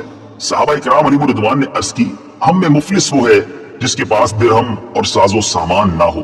آپ صلی اللہ تعالی علیہ وآلہ وسلم نے ارشاد فرمایا، میری امت میں مفلس وہ ہے جو قیامت کے دن نماز، روزہ اور زکوٰۃ وغیرہ اعمال لے کر آئے اور اس کا حال یہ ہو کہ اس نے دنیا میں کسی کو گالی دی تھی، کسی پر تہمت لگائی تھی، کسی کا مال کھایا تھا، کسی کا خون بہایا تھا اور کسی کو مارا تھا، تو ان میں سے ہر ایک کو اس کی نیکیاں دے دی جائیں گی، اور ان کے حقوق پورے ہونے سے پہلے اگر اس کی نیکیاں اس کے پاس سے ختم ہو گئی تو ان کے گناہ اس پر ڈال دیے جائیں گے، پھر اسے جہنم میں ڈال دیا جائے گا۔ وَقُولُوا لِلنَّاسِ حُسْنًا، اور لوگوں سے اچھی بات کہو۔ تفسیر صراط الجنان میں ہے اچھی بات سے مراد نیکی کی دعوت اور برائیوں سے روکنا ہے۔ نیکی کی دعوت میں اس کے تمام طریقے داخل ہیں، جیسے بیان کرنا، درس دینا، واعظ و نصیحت کرنا وغیرہ۔ نیز اچھی بات کہنے میں اللہ تعالیٰ کی عظمت، حضور پرنور صلی اللہ تعالی علیہ وآلہ وسلم کی شان، اولیاء کرام رحمہم اللہ کے مقام و مرتبے کا بیان اور نیکیوں اور برائیوں کے متعلق سمجھانا سب شامل ہیں۔ الا قلیلا منکم، مگر تم میں سے تھوڑے۔ تفسیر سورۃ الجنان میں ہے بنی اسرائیل کی اکثریت اللہ تعالیٰ سے عہد و پیما کرنے کے بعد اپنے عہد سے پھر گئی اور گناہوں کے راستے پر چل پڑی۔ البتہ کچھ لوگ صحیح راستے پر ثابت قدم رہے اور اسی گروہ والے ہمارے حضور صلی اللہ تعالیٰ علیہ وآلہ وسلم کا زمانہ پا کر ایمان لے آئے۔ بنی اسرائیل کی بد عہدی کو سامنے رکھ کر مسلمان بھی اپنی حالت پر غور کریں۔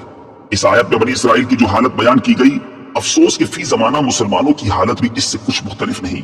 کاش کہ ہم بھی غور کریں کہ مسلمان ہونے کی حیثیت سے کلمہ پڑھ کر ہم نے نماز، روزہ، زکوٰۃ، حج، اطاعت الہی، اطاعت رسول صلی اللہ تعالی علیہ وآلہ وسلم، حقوق اللہ اور حقوق العباد کی ادائیگی کی پابندی کا جو عہد اللہ تعالیٰ کے ساتھ کیا ہوا ہے، کیا ہم بھی اسے پورا کرتے ہیں یا نہیں؟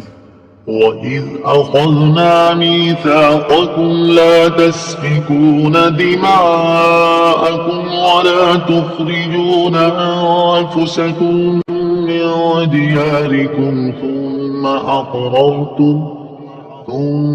أَقْرَرْتُمْ وَأَنْتُمْ تَشْهَدُونَ۔ ترجمہ: اور یاد کرو جب ہم نے تم سے عہد لیا کہ آپس میں کسی کا خون نہ بہانا اور اپنے لوگوں کو اپنی بستیوں سے نہ نکالنا، پھر تم نے اقرار بھی کر لیا اور تم خود اس کے گواہ ہو۔ وَإِذْ أَخَذْنَا مِيثَاقَكُمْ، اور یاد کرو جب ہم نے تم سے عہد لیا، یعنی اے یہودیوں وہ وقت یاد کرو جب ہم نے تمہارے آباء و اجداد سے تورات میں یہ عہد لیا کہ تم آپس میں کسی کا خون نہ بہانا اور اپنے لوگوں کو اپنی بستیوں سے نہ نکالنا۔ پھر انہوں نے اس عہد کا اقرار کر لیا اور تم خود بھی اپنے آباء و اجداد کے اس اقرار کے گواہ ہو۔ ثم أنتم هؤلاء تقتلون أنفسكم وتخرجون فريقا منكم من ديارهم تظاهرون عليهم بالإثم والعدوان وإن يأتوكم أسارى تفادوهم وهو محرم عليكم إخراجهم أفتؤمنون ببعض الكتاب وتكفرون ببعض فما جزاء من يفعل ذلك منكم إلا خزي في الحياة الدنيا ويوم القيامة يردون إلى أشد العذاب وما الله بغافل عما تعملون أولئك الذين اشتروا الحياة الدنيا بالآخرة فلا يخفف عنهم العذاب ولا هم ينصرون۔ ترجمہ: پھر یہ تم ہی ہو جو اپنے لوگوں کو قتل بھی کرنے لگے اور اپنے میں سے ایک گروہ کو ان کے وطن سے بھی نکالنے لگے۔ تم ان کے خلاف گناہ اور زیادتی کے کاموں میں مدد بھی کرتے ہو، اور اگر وہی قیدی ہو کر تمہارے پاس آئے تو معاوضہ دے کر انہیں چھڑا لیتے ہو، حالانکہ تمہارے اوپر تو ان کا نکالنا ہی حرام ہے۔ تو کیا تم اللہ کے بعض احکامات کو مانتے ہو اور بعض سے انکار کرتے ہو؟ تو جو تم میں ایسا کرے اس کا بدلہ دنیاوی زندگی میں ذلت و رسوائی کے سوا اور کیا ہے، اور قیامت کے دن انہیں شدید ترین عذاب کی طرف لوٹایا جائے گا، اور اللہ تمہارے اعمال سے بے خبر نہیں۔ یہی وہ لوگ ہیں جنہوں نے آخرت کے بدلے دنیا کی زندگی خرید لی، تو ان سے نہ تو عذاب ہلکا کیا جائے گا اور نہ ہی ان کی مدد کی جائے گی۔ ثم انتم هؤلاء، پھر یہ جو تم ہو، تفسیر سورۃ الجنان میں ہے۔ اس آیت میں حضور پرنور صلی اللہ تعالی علیہ وسلم کے مقدس زمانے میں موجود یہودیوں کی عجیب و غریب طرز عمل کا بیان ہے۔ اس کا پس منظر یہ ہے کہ تورات میں بنی اسرائیل کو 3 حکم دیے گئے تھے۔ نمبر 1، ایک دوسرے کو قتل نہ کرنا۔ نمبر 2، ایک دوسرے کو جلا وطن نہ کرنا۔ نمبر 3، اگر وہ اپنی قوم کی کسی مرد یا عورت کو اس حال میں پائیں کہ اسے غلام یا لونڈی بنا لیا گیا ہے تو اسے خرید کر آزاد کر دیں۔ نسل در نسل یہ عہد چلتا رہا، یہاں تک کہ مدینہ منورہ کے گرد و نواح میں آباد یہودیوں کے 2 قبائل بنی قریظہ اور بنی نذیر میں منتقل ہوا۔ اس وقت مدینہ شریف میں مشرکوں کے 2 قبیلے اوس اور خزرج رہتے تھے۔ بنی قریظہ اوس قبیلے کے حلیف تھے اور بنی نذیر خزرج قبیلے کے حلیف تھے، اور ہر ایک قبیلے نے اپنے حلیف کے سامنے قسم اٹھا رکھی تھی کہ اگر ہم میں سے کسی پر کوئی حملہ آور ہوا تو دوسرا اس کی مدد کرے گا۔ جب اوس اور خزرج کے درمیان جنگ ہوئی تو بنی قریظہ اوس کی اور بنی نذیر خزرج کی مدد کے لیے آتے تھے اور اپنے حلیف کے ساتھ ہو کر آپس میں ایک دوسرے پر تلوار چلاتے، اور بنی قریظہ بنی نذیر کو और वो बनी कुरैजा को कत्ल करते, उनके घर वीरान कर देते और उन्हें उनकी रिहाइश गाहों से निकाल देते थे। लेकिन जब उनकी कौम के लोगों को उनके हलीफ कैद कर लेते तो वो उनको माल देकर छुड़ा लेते थे। मसलन अगर बनी नजीर का कोई शख्स औस कबीले के हाथ में गिरफ्तार होता तो बनी कुरैजा औस कबीले को माली मुआवजा देकर उसको छुड़ा लेते। हालांकि अगर वही शख्स लड़ाई के वक्त उनके हाथ आ जाता तो उसे कत्ल करने में हरगिज दरेग ना करते थे। लोगों ने इनसे कहा कि तुम भी अजीब लोग हो कि एक दूसरे को कत्ल भी करते हो और फिदिया देकर छुड़ा भी देते हो। यहूदियों ने कहा, हमें तौरात में यह हुक्म दिया गया है कि हम अपने कैदियों को फिदिया देकर छुड़ा लें। इस पर इनसे कहा गया कि फिर तुम एक दूसरे को कत्ल क्यों करते हो, हालांकि तौरात में तुम्हें इस चीज से भी तो मना किया गया है। यहूदियों ने कहा, जंग के दौरान एक दूसरे को कत्ल करने से अगरचे हमारा अल्लाह ताला के साथ किया हुआ अहद टूट जाता है, लेकिन हमें इस बात से शर्म आती है कि हमारे हलीफ जलील हों, क्योंकि अगर हमने एक दूसरे को कत्ल और जिला वतन ना किया तो इसमें हमारे हलीफों की जिल्लत है, और चूंकि फिदिया देकर छुड़ा लेने में इनकी जिल्लत नहीं है इसलिए हम इस अहद को पूरा कर देते हैं। यहूदियों की सरकत पर इन्हें इस आयत में मलामत की जा रही है कि जब तुमने अपनों की खून रेजी न करने, इनको बस्तियों से ना निकालने और इनके असीरों को छुड़ाने का अहद किया था, तो ये क्या दो रंगी है कि तुम एक दूसरे को कत्ल और जिला वतन करने में तो हरगिज दरेग नहीं करते, और जब कोई गिरफ्तार हो जाए तो उसे फिदिया देकर छुड़ा लेते हो। और जिन बातों का तुमने अहद किया था उनमें से कुछ बातों को मानना और कुछ को ना मानना क्या माने रखता है। जब तुम एक दूसरे को कत्ल और जिला वतन करने से बाज ना रहे तो तुमने अहद शिकनी की और हराम के मुर्तकिब हुए। अफतुमिनून बिबअदिल किताब, क्या किताब के कुछ हिस्से पर ईमान रखते हो? तफसीर सिरातुल जिनान में है, बनी इसराइल का अमली ईमान नाकिस था कि कुछ हिस्से पर अमल करते थे और कुछ पर नहीं। इस पर फरमाया गया कि क्या तुम किताब के कुछ हिस्से पर ईमान रखते हो और कुछ से इनकार करते हो। इस आयत से मालूम हुआ कि शरीयत के तमाम अहकाम पर ईमान रखना जरूरी है और तमाम जरूरी अहकाम पर अमल करना भी जरूरी है। कोई शख्स किसी वक्त भी शरीयत की पाबंदी से आजाद नहीं हो सकता और खुद को तरीकत का नाम लेकर या किसी भी तरीके से शरीयत से आजाद कहने वाले काफिर हैं। इसकी तफसील जानने के लिए फतावा रज़विया की 21वीं जिल्द में मौजूद आला हजरत रहमतुल्लाहि तआला अलैहि की किताब मक़ालुल उरफ़ा'i बिइज़ाज़ शर'i व उलमा और शरीयत की अजमत पर अहले मारिफत का कलाम का मुताला फरमाए। याद रहे कि अजमत तौहीद को मानना लेकिन अजमत रिसालत से इनकार करना भी इसी जुमरे में आता है कि क्या तुम किताब के कुछ हिस्से को मानते हो और कुछ हिस्से का इनकार करते हो। खिज़युन फिल हयातिद दुनिया, दुनिया की जिंदगी में रुसवाई। तफसीर सिरातुल जिनान में है, बनी इसराइल की दुनिया में तो ये रुसवाई हुई कि बनी कुरैजा 3 हिजरी में मारे गए और बनी नजीर इससे पहले ही जिला वतन कर दिए गए। इससे मालूम हुआ कि किसी की तरफदारी में दीन की मुखालिफत करना उखरवी अजाब के अलावा दुनिया में भी जिल्लत और रुसवाई का बाइस होता है। दुनिया के बड़े बड़े मामलात को इस आयत के तहत देखा जा सकता है। नीज ये भी मालूम हुआ कि कभी गुनाहों की शामत से दुनियावी आफात भी आ जाती है। वमल्लाहु बिगाफिलिन, और अल्लाह गाफिल नहीं। तफसीर सिरातुल जिनान में है, इस तरह की आयात जिनमें यह मफहूम हो कि अल्लाह ताला तुम्हारे आमाल से गाफिल नहीं, इनमें नाफरमानों के लिए शदीद वईद होती है कि अल्लाह ताला तुम्हारे अफआल से बेखबर नहीं है, तुम्हारी नाफरमानियों पर शदीद अजाब देगा। यूं ही ऐसी आयात में मोमिनीन और सालिहीन के लिए खुशखबरी होती है कि उन्हें आमाल हसना की बेहतरीन जजा मिलेगी। वलक़द आतैना मूसल किताब वक़फ़ैना मिन बअदिही बिर्रुसुलि वआतैना ईसा इब्न मर्यम अल-बय्यिनाति वअय्यदनाहु बिरूहिल क़ुदस अफ़कुल्लमा जाअकुम रसूलुन बिमा ला तहवा अन्फुसुकुम इस्तकबरतुम फफ़रीक़न कज़्ज़बतुम वफ़रीक़न तक़तुलून। तर्जुमा, और बेशक हमने मूसा को किताब अता की और उसके बाद पै दर पै रसूल भेजे, और हमने ईसा बिन मरियम को खुली निशानियां अता फरमाई और पाक रूह के जरिए उनकी मदद की। तो ऐ बनी इसराइल, क्या तुम्हारा ये मामूल नहीं है कि जब कभी तुम्हारे पास कोई रसूल ऐसे अहकाम लेकर तशरीफ लाया जिन्हें तुम्हारे दिल पसंद नहीं करते थे तो तुम तकब्बुर करते थे, फिर इन अंबिया में से एक गिरोह को तुम झुटलाते थे और एक गिरोह को शहीद कर देते थे। वलक़द आतैना मूसल किताब, और हमने मूसा को किताब दी। तफसीर सिरातुल जिनान में है, यहाँ से बनी इसराइल को दी गई मजीद नेमतें बयान की जा रही हैं। इस आयत में किताब से तौरात मुराद है जिसमें अल्लाह ताला के तमाम अहद मज़कूर थे। इनमें सबसे अहम अहद ये थे कि हर जमाने के पैगंबरों की इताअत करना, उन पर ईमान लाना और उनकी ताज़ीम और तौक़ीर करना, जैसा कि सूरह माइदा आयत नंबर 21 में मज़कूर है। वक़फ़ैना मिन बअदिही बिर्रुसुल, और उसके बाद पै दर पै रसूल भेजे। तफसीर सिरातुल जिनान में है, हजरत मूसा अलैहिस्सलाम के जमाने से हजरत ईसा अलैहिस्सलाम तक मुतवातिर अंबिया इकराम अलैहिस्सलातु वस्सलाम आते रहे। उनकी तादाद 4000 बयान की गई है। ये सब हजरात मूसा अलैहिस्सलातु वस्सलाम की शरीयत के महाफिज और उसके अहकाम जारी करने वाले थे। और चूंकि हमारे आका खातमुल अंबिया सल्लल्लाहु तआला अलैहि व आलिहि वसल्लम के बाद नबूवत किसी को नहीं मिल सकती, इसलिए शरीयत मुहम्मदिया की हिफाजत और इशाअत की खिदमत उलमाए रब्बानी और मुजद्दिदीन को अता हुई। आतैना ईसा इब्न मरियम अल-बय्यिनात, ईसा बिन मरियम को हमने निशानियां दी।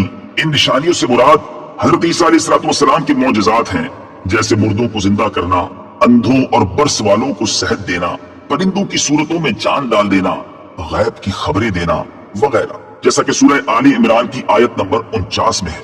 वअय्यदनाहु बिरूहिल कुदुस, और पाक रूह के जरिए उसकी मदद की। रूहुल कुदुस से हजरत जिब्रील अमीन अलैहिस्सलातु वस्सलाम मुराद हैं कि वो रूहानी हैं और ऐसी वही लाते हैं जिससे दिलों को हयात यानी जिंदगी मिलती है। हजरत जिब्रील अलैहिस्सलातु वस्सलाम को हजरत ईसा अला नबीना अलैहिस्सलातु वस्सलाम के साथ रहने का हुक्म था। हजरत ईसा के आसमान पर उठाए जाने तक हजरत जिब्रील अलैहिस्सलातु वस्सलाम सफर हजर में कभी आपसे जुदा ना हुए। और हजरत जिब्रील की ताईद हजरत ईसा अलैहिस्सलातु वस्सलाम की बहुत बड़ी फजीलत है। हुजूर सैयदुल मुरसलीन सल्लल्लाहु तआला अलैहि वसल्लम के सदके में आप सल्लल्लाहु तआला अलैहि वसल्लम के बाज़ उम्मतियों को भी रूहुल कुदुस की ताईद मुयस्सर हुई। चुनाचे बुखारी अबू दाऊद की हदीस में है कि हजरत हसन रज़ियल्लाहु तआला अन्हु के लिए मिंबर बिछाया जाता और वो नात शरीफ पढ़ते। हुजूर पुरनूर सल्लल्लाहु तआला अलैहि वसल्लम उनके लिए दुआ फरमाते, अल्लाहुम्मा अय्यिदहु बिरूहिल कुदुस, ऐ अल्लाह रूहुल कुदुस के जरिए हसन की मदद फरमा। गैर खुदा का मदद करना शिर्क नहीं। इस तफसीर से ये भी मालूम हुआ कि गैर खुदा की मदद शिर्क नहीं। अल्लाह ताला ने हजरत ईसा अलैहिस्सलातु वस्सलाम की मदद हजरत जिब्रील अलैहिस्सलातु वस्सलाम के जरिए फरमाई। और जब हजरत जिब्रील मदद कर सकते हैं तो हुजूर पुरनूर सल्लल्लाहु तआला अलैहि वसल्लम भी अल्लाह ताला की अता की हुई ताकत और कुदरत से यकीनन मदद फरमा सकते हैं। हुजूर अक़दस सल्लल्लाहु तआला अलैहि व आलिहि वसल्लम का अपनी ज़ाहिरी हयात मुबारका में मदद फरमाने का तो कसीर अहादीस में जिक्र है। अलबत्ता हम यहाँ दो ऐसे वाकयात जिक्र करते हैं जिनसे ये साबित होता है कि सरकार दो आलम सल्लल्लाहु तआला अलैहि व आलिहि वसल्लम ने अपने विसाले ज़ाहिरी के बाद अपनी बारगाह में हाजिर होकर फरियाद करने वालों की मदद फरमाई। मशहूर मुहद्दिसीन इमाम अबू बकर बिन मकरी, अबुल कासिम सुलेमान बिन अहमद तबरानी और इमाम अबू शेख रहमतुल्लाहि तआला अलैहिम ने मज़ार पुर अनवार पर हाजिर होकर भूख की फरियाद की तो रसूल करीम सल्लल्लाहु तआला अलैहि वसल्लम ने एक अलवी के जरिए उन्हें खाना भिजवाया और उस अलवी ने कहा, आप लोगों ने बारगाह रिसालत में फरियाद की थी तो मुझे ख्वाब में हुजूर अक़दस सल्लल्लाहु तआला अलैहि व आलिहि वसल्लम की ज़ियारत हुई और हुजूर पुरनूर सल्लल्लाहु तआला अलैहि व आलिहि वसल्लम ने मुझे हुक्म फरमाया कि मैं आप लोगों तक खाना पहुंचा दूं। नंबर 2, अबू कासिम साबित बिन अहमद बगदादी रहमतुल्लाहि तआला अलैह फरमाते हैं, मैंने ताजदार रिसालत सल्लल्लाहु तआला अलैहि व आलिहि वसल्लम के शहर अक़दस मदीना मुनव्वरा में एक शख्स को देखा कि उसने सरकार दो आलम सल्लल्लाहु तआला अलैहि व आलिहि वसल्लम के रोजा अनवर के करीब सुबह की अजान दी और जब उसने अस्सलातु खैरुम मिनन नौम कहा तो ये सुनकर मस्जिद नबवी के खादिमों से एक खादिम आया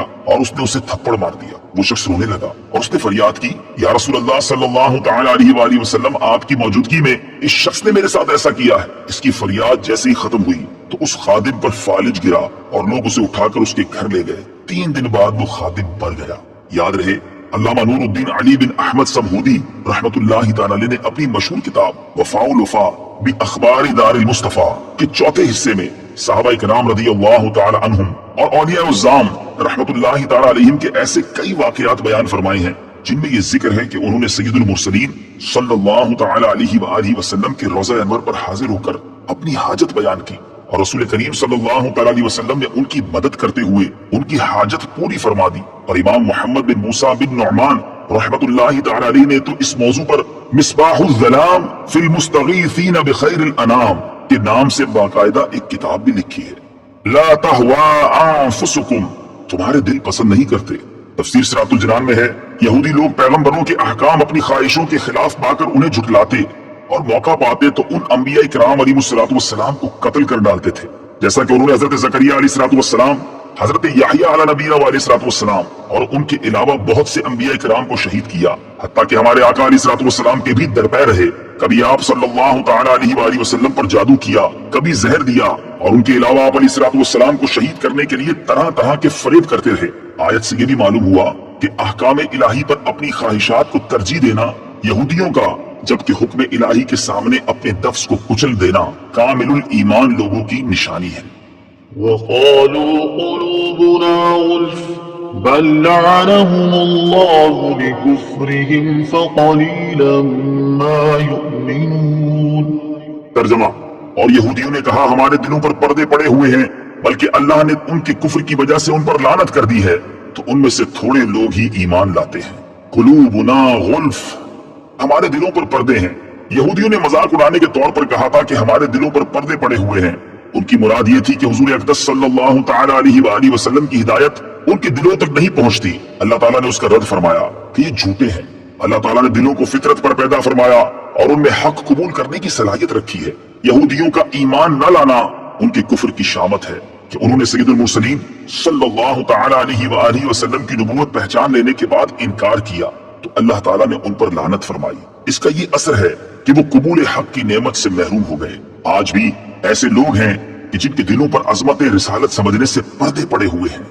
ولما جاءهم كتاب من عند الله مصدق لما معهم وكانوا من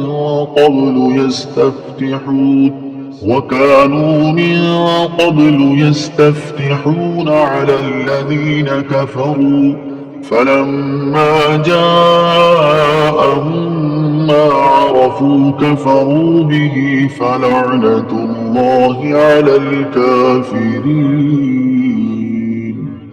ترجمہ، اور جب ان کے پاس اللہ کی وہ کتاب آئی جو ان کے پاس موجود کتاب کی تصدیق کرنے والی ہے، اور اس سے پہلے یہ اسی نبی کے وسیلے سے کافروں کے خلاف فتح مانگتے تھے، تو جب ان کے پاس وہ جانا پہچانا نبی تشریف لے آیا تو اس کے منکر ہو گئے، تو اللہ کی لعنت ہو انکار کرنے والوں پر۔ مصدقن، تصدیق کرنے والی، تفسیر صراط الجنان میں ہے قرآن پاک گزشتہ کتابوں کی تصدیق کرنے والی کتاب ہے کہ وہ کتابیں اللہ تعالیٰ کی طرف سے ہیں۔ نیز ان کتابوں نے قرآن کے نازل ہونے کی خبر دی تھی، قرآن کے آنے سے وہ خبریں سچی ہو گئی۔ ما عرفو، جانا پہچانا نبی، تفسیر صراط الجنان میں ہے۔ شان نزول، امام الانبیاء صلی اللہ تعالی علیہ وآلہ وسلم کی تشریف آوری اور قرآن کریم کے نزول سے پہلے یہودی اپنی حاجات کے لیے حضور پر نور صلی اللہ تعالی علیہ وآلہ وسلم کے نام پاک کے وسیلے سے دعا کرتے اور کامیاب ہوتے تھے، اور اس طرح دعا کیا کرتے تھے: اللہم افتح علینا وانصرنا بالنبی الامی، یا رب ہمیں نبی امی کے صدقے میں فتح و نصرت عطا فرما۔ اس آیت میں یہودیوں کو وہ واقعات یاد دلائے جا رہے ہیں کہ پہلے تم ان کے نام کے طفیل دعائیں مانگتے تھے، اب جب وہ نبی تشریف لے آئے تو تم ان کے منکر ہو گئے۔ مخلوق کی حاجت روائی کا وسیلہ، اس سے معلوم ہوا کہ دنیا میں تشریف آوری سے پہلے ہی حضور پر نور صلی اللہ تعالی علیہ وآلہ وسلم کے توسل سے دعائیں مانگی جاتی تھی، اور حضور اقدس صلی اللہ تعالی علیہ وآلہ وسلم کے وسیلے سے پہلے ہی مخلوق کی حاجت روائی ہوتی تھی۔ یہ سلسلہ آپ صلی اللہ تعالی علیہ وسلم کی تشریف آوری کے بعد ظاہری حیات مبارکہ میں بھی جاری رہا کہ صحابہ کرام علیہم الرضوان نبی پاک علیہ الصلوۃ والسلام کے وسیلے سے دعائیں مانگتے تھے، بلکہ اپنے وسیلے سے دعا مانگنے کی تعلیم خود حضور پر نور صلی اللہ تعالی علیہ وآلہ وسلم نے اپنے صحابہ کرام کو دی، اور آپ صلی اللہ تعالی علیہ وآلہ وسلم کے وصال ظاہری کے بعد بھی صحابہ کرام علیہم الرضوان کا یہ معمول رہا، اور سلف الصالحین کا یہ طریقہ تب سے اب تک جاری ہے اور انشاءاللہ ہمیشہ جاری رہے گا۔ اعلیٰ حضرت رحمت اللہ تعالی علیہ فرماتے ہیں: وہ جہنم میں گیا جو ان سے مستغنی ہوا، وہ جہنم میں گیا جو ان سے مستغنی ہوا، ہے خلیل اللہ کو حاجت رسول اللہ کی۔ بئس ما اشتروا به أنفسهم أن يكفروا بما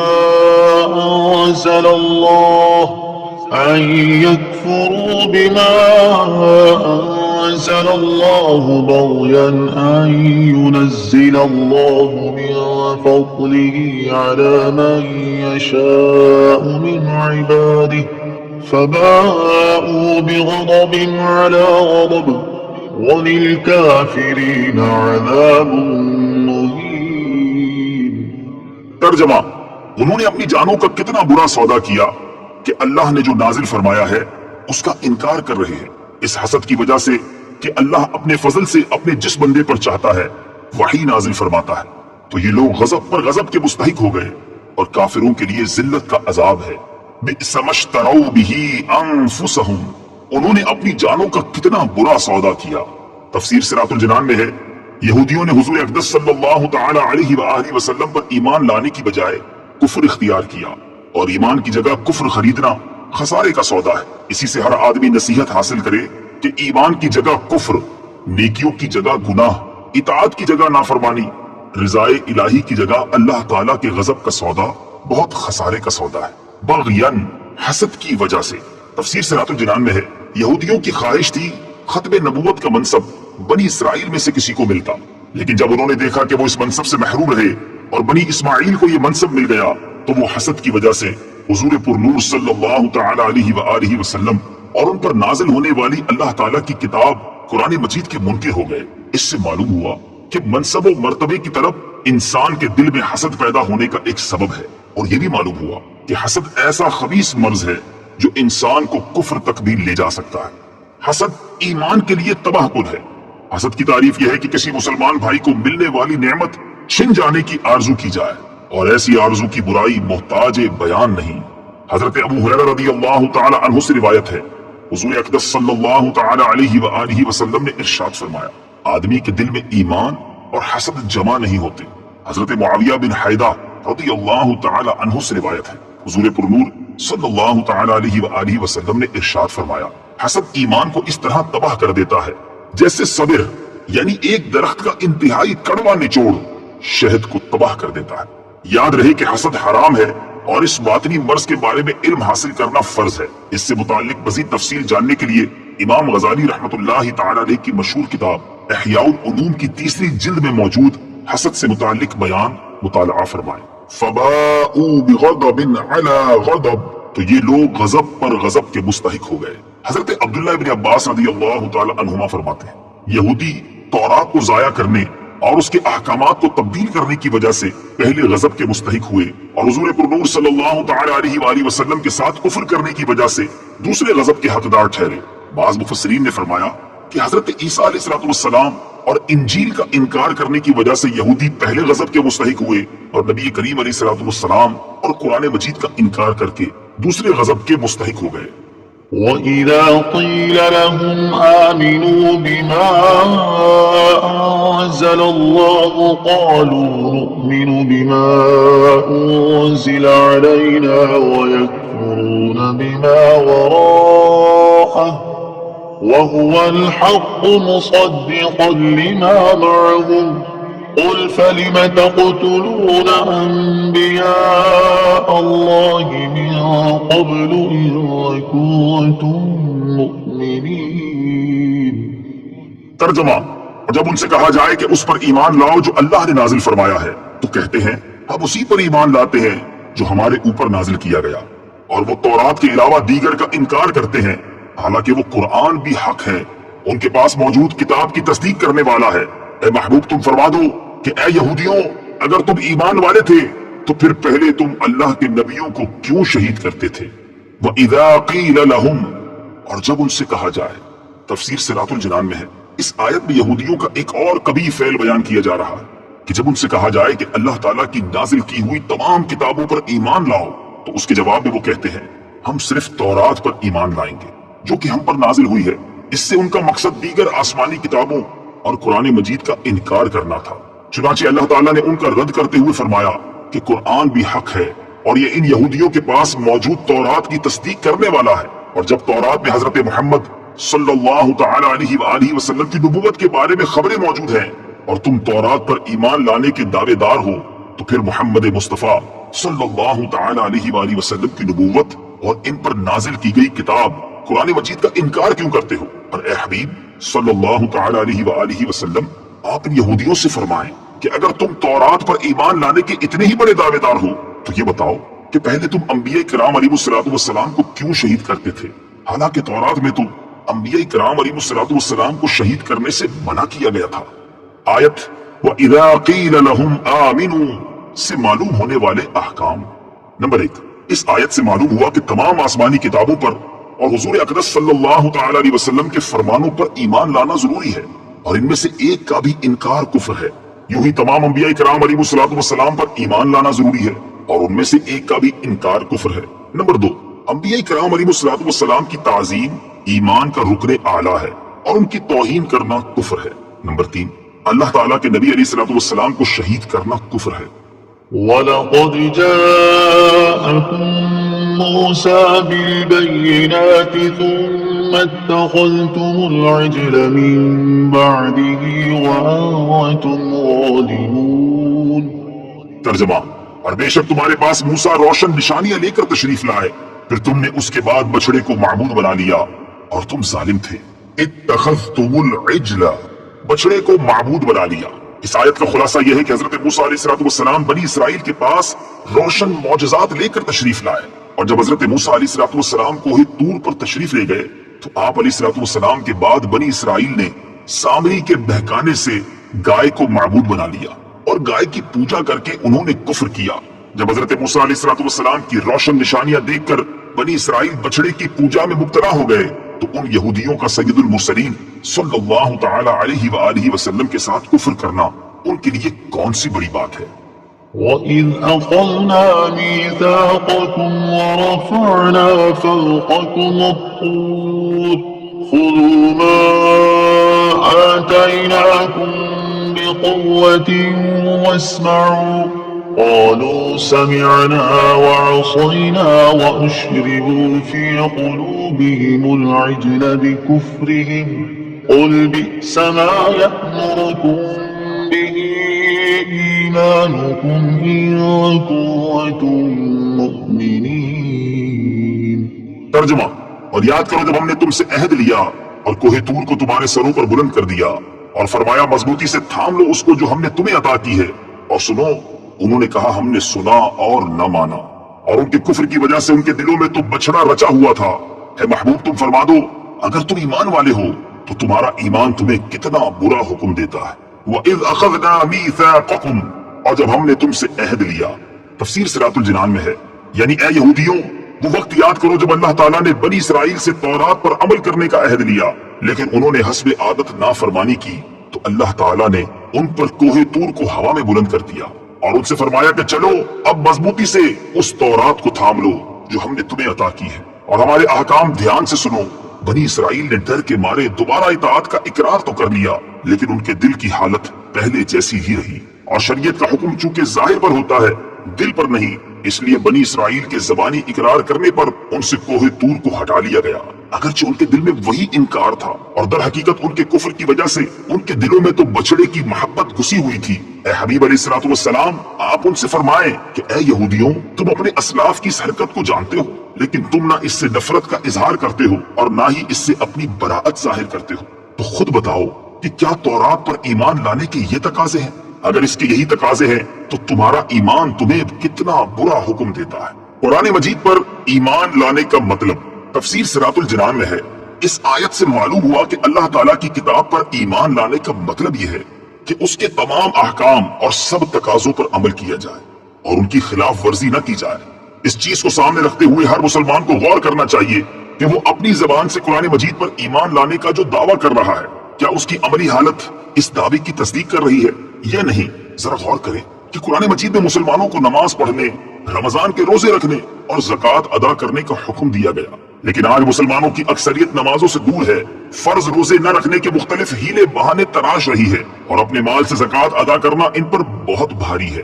قرآن پاک میں مسلمانوں کو باطل اور ناجائز طریقے سے کسی مسلمان کا مال کھانے سے منع کیا گیا، لیکن آج مال بٹورنے کا کون سا ایسا ناجائز طریقہ ہے جو مسلمانوں میں کسی نہ کسی طرح رائج نہیں؟ قرآن حکیم نے کسی کو ناحق قتل کرنے سے منع کیا، لیکن آج مسلمانوں میں ناحق قتل و غارت گری ایسی عام ہے کہ نہ مرنے والے کو پتا ہے کہ مجھے کیوں مارا گیا اور نہ مارنے والے کو پتا ہے کہ میں نے کیوں مارا۔ قرآن شریف میں مسلمان عورتوں کو گھروں میں رہنے اور پردہ کرنے کا حکم دیا گیا، لیکن آج ہمارے معاشرے کا وہ کون سا طبقہ ہے جس میں مسلمان عورت سج سنور کر اجنبی مردوں کے سامنے نہیں آ رہی، بلکہ آج مسلمانوں میں ہی کچھ لوگ عورت کے پردہ کرنے کو دقیانوسی سوچ اور تنگ ذہنی قرار دے رہے ہیں۔ اے کاش کہ ہم بھی اپنے زبانی ایمان و محبت کے دعووں اور بے عملی و بد عملی کے درمیان کا تضاد اور فرق سمجھنے میں کامیاب ہو جائیں، اور ہمیں بھی اس بات پر غور کرنا نصیب ہو جائے کہ ہمارے جیسے اعمال ہیں، کیا ہمارا ایمان ہمیں ان اعمال کا حکم دیتا ہے یا ہمارے ایمان کے تقاضے کچھ اور ہیں؟ ایمانی قوت معلوم کرنے کا طریقہ۔ اس آیت سے یہ بھی معلوم ہوا کہ جب تک دل میں برائی کی لذت و حلاوت موجود رہتی ہے تب تک ایمان اور نیک اعمال کی شیرینی اس میں داخل نہیں ہو سکتی، اور گناہوں پر اصرار ایمان کی مٹھاس اور عبادت کی لذت محسوس نہیں ہونے دیتا۔ याद रहे कि नेकों और नेकियों से मोहब्बत ईमान की अलामत है, जबकि बुरों और बुराइयों से मोहब्बत ईमान की कमजोरी की अलामत है। लिहाजा हर शख्स को चाहिए कि वो अपनी ईमानी कुव्वत को अपने कल्बी मैलान से मालूम करे, क्योंकि जिन दिलों में फिल्मों, ड्रामों, बेहयाइयों और गानों की मोहब्बत हो, उन दिलों में नमाज, जिक्र, दुरूद और तिलावत की मोहब्बत नहीं समा सकती। قل إن كانت لكم الدار الآخرة عند الله خالصة من دون الناس فتمنوا الموت إن كنتم صادقين. तर्जमा: ए महबूब तुम फरमा दो, अगर दूसरे लोगों को छोड़कर आखिरत का घर अल्लाह के नजदीक खालिस तुम्हारे ही लिए है, तो अगर तुम सच्चे हो तो मौत की तमन्ना तो करो, खालिसतन, खालिस तुम्हारे लिए। तफसीर सिरातुल जिनान में है, यहूदियों का एक बातिल दावा यह था कि जन्नत में सिर्फ वही जाएंगे, जैसा कि सूरह बकरा की आयत नंबर 111 में यह दावा मज़कूर है। इसका रद्द फरमाया जाता है कि अगर तुम्हारे गुमान में जन्नत तुम्हारे लिए खास है और आखिरत की तरफ से तुम्हें इत्मीनान है, आमाल की हाजत नहीं, तो जन्नती नेमतों के मुकाबले में दुनियावी मसाइब क्यों बर्दाश्त करते हो? मौत की तमन्ना करो ताकि ऐश और आराम वाली जन्नत में पहुंच जाओ, और अगर तुमने मौत की तमन्ना न की तो ये तुम्हारे झूठा होने की दलील है। हजरत अब्दुल्लाह इब्न अब्बास रज़ियल्लाहु तआला अन्हुमा से रिवायत है, हुजूर अक़दस सल्लल्लाहु तआला अलैहि वसल्लम ने इरशाद फरमाया, अगर यहूदी मौत की तमन्ना करते तो सब हलाक हो जाते और रूए जमीन पर कोई यहूदी बाकी न रहता। फतमन्नउल मौत, तो मौत की तमन्ना करो। तफसीर सिरातुल जिनान में है, मौत की मोहब्बत और अल्लाह ताला की मुलाकात का शौक मकबूल बंदों का तरीका है। हजरत उमर फारूक रज़ियल्लाहु तआला अन्हु हर नमाज के बाद दुआ फरमाते। बुखारी शरीफ की हदीस है, अल्लाहुम्मा ज़ुक़नी शहादतन फी सबीलिक वजअल मौती फी बलद रसूलिक सल्लल्लाहु तआला अलैहि व आलिहि वसल्लम। या रब, मुझे अपनी राह में शहादत और अपने रसूल के शहर में मुझे वफात नसीब फरमा। उमूमी तौर पर तमाम अकाबिर सहाबा और बिलखुसूस शुहदाए बद्र व उहद व अस्हाबे बैत रिज़वान रज़ियल्लाहु तआला अन्हुम राह खुदा में मौत से मोहब्बत रखते थे। हजरत खालिद बिन वलीद रज़ियल्लाहु तआला अन्हु ने ईरान वालों को जो खत भेजा उसमें तहरीर फरमाया था, मेरे साथ ऐसी कौम है जो अल्लाह ताला की राह में शहीद हो जाने को इतना महबूब रखती है जितना ईरानी लोग शराब से मोहब्बत रखते हैं। एक दूसरी रिवायत में है कि इस तरह का खत हजरत साद बिन अबी वक्कास ने ईरानी लश्कर के सिपह सालार रुस्तम बिन फर्रुखजाद के पास भेजा था और उसमें तहरीर फरमाया था, मेरे साथ ऐसी कौम है जो मौत को इतना महबूब रखती है जितना अजमी शराब को मरगूब रखते हैं। इसमें लतीफ इशारा था कि शराब की नाकिस मस्ती को मोहब्बत दुनिया के दीवाने पसंद करते हैं और अल्लाह वाले मौत को महबूब हकीकी के विसाल का जरिया समझकर महबूब जानते हैं। खुलासे कलाम ये कि अहले ईमान आखिरत की रगबत रखते हैं और अगर लंबी उम्र की तमन्ना भी करें तो वो इसलिए होती है कि नेकियां करने के लिए कुछ और अरसा मिल जाए जिससे आखिरत के लिए जखीरा सआदत ज्यादा कर सके, और अगर गुज़िश्ता जिंदगी में गुनाह हुए हैं तो उनसे तौबा और इस्तिग़फ़ार कर लें। अलबत्ता दुनियावी मसाइब से तंग आकर वो कभी मौत की तमन्ना नहीं करते। हजरत अनस बिन मालिक रज़ियल्लाहु तआला अन्हु से रिवायत है, रसूलुल्लाह सल्लल्लाहु तआला अलैहि वसल्लम ने इरशाद फरमाया, बुखारी शरीफ की हदीस है, कोई दुनियावी मुसीबत से परेशान होकर मौत की तमन्ना न करे, और अगर मौत की तमन्ना करने के सिवा कोई चारा न हो तो ये दुआ करे कि ए अल्लाह अज़्ज़ व जल, जब तक जिंदा रहना मेरे लिए बेहतर है उस वक्त तक मुझे जिंदा रख, और जब मेरे लिए वफात बेहतर हो उस वक्त मुझे वफात दे दे।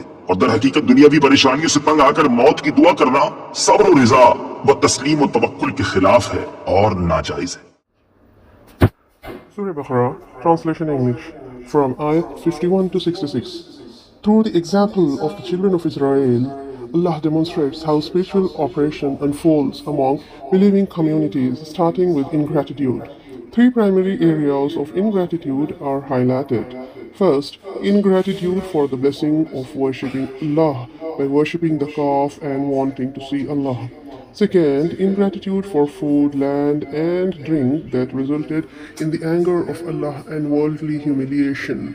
Third, ingratitude for the sanctity of monumental sacred rituals such as the Sabbath.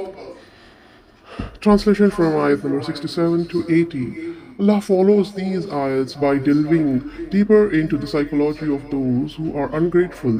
He describes how excessive questioning was employed by the children of Israel with the intention of finding ways out of the religious responsibility of slaughtering the cow. He then demonstrates how hearts can grow insensitive to the fear and awe of Allah subhanahu wa ta'ala. Lastly, he shows how some of them intentionally distort the meaning of revelation and withhold information to transform their religion, making it fit one's lowly desires. Another group remains ignorant of what is detailed in the scriptures, thereby purely relying on imagination and assumption to determine what Allah wants. Ayat number 81 to 93 says that Allah subhanahu wa ta'ala elaborates on the nature of His covenants and how they can be broken. He portrays all the examples of how this happens in the following ways. By only using parts of the sacred law that give oppressors an advantage over the oppressed, while ignoring other parts that require one to give up worldly possessions, killing and lying about the messengers who do not support one's lowly desires, anticipating the assistance from Allah, but then rejecting it when it arrives because it does not fit their sense of worldly dominance, only accepting older revelations while rejecting the current revelation of the Quran Kareem, learning the truth and then blandly disobeying it while continuing to claim faith despite the warnings from Allah. Ayat number 94 to 101 says, through these ayat, Allah then reviews various characteristics of people who predispose to breaking the covenant. Of such individuals, there are those who love the life of this world more than the next, while others despise specific messengers and angels of Allah. And then there are those who abandon the sacred laws of Allah and avoid following them as if they were never made aware of them. Ayat number 102 to 123, Allah exposes the jealousy in the hearts of some people of other faiths. He then lays out examples of how they use differences in words and revelation to sow the seeds of the discord within families and communities. All of these schemes are executed by drawing associations between their plots and the language of divine guidance, thus allowing them to develop misleading terminologies and that lead to disbelief. The first consequence of these plots is creating uncertainty in faith through changing the sensibilities and the thinking process of believers who lack knowledge of revelation. However, the ultimate goal is for believers to abandon Islam altogether and renounce the guidance of Allah and His Messenger sallallahu alaihi wasallam. Allah then returns the focus back to the children of Israel, reminding them of the blessings He has bestowed upon them as proof of why they too should follow this guidance. Ayat 124 to 141. The children of Israel used to demonstrate how religion can be applied using incorrect means. Here, Allah exemplifies what fulfilling the purpose of religious stewardship truly looks like, introducing the story of Hazrat Ibrahim alayhi salam and how he built the Kaabatullah Sharif. In the story of Ibrahim alayhi salam, Allah lays out correct blueprint for prophetic stewardship, including 1. Building a masjid as a place for worship, for people to unite in the worship of Allah. 2. Facilitating security and sustenance for the community. 3. Implementing intergenerational participation within worship and building a sense of community. As 4. Establishing religious education and spiritual purification.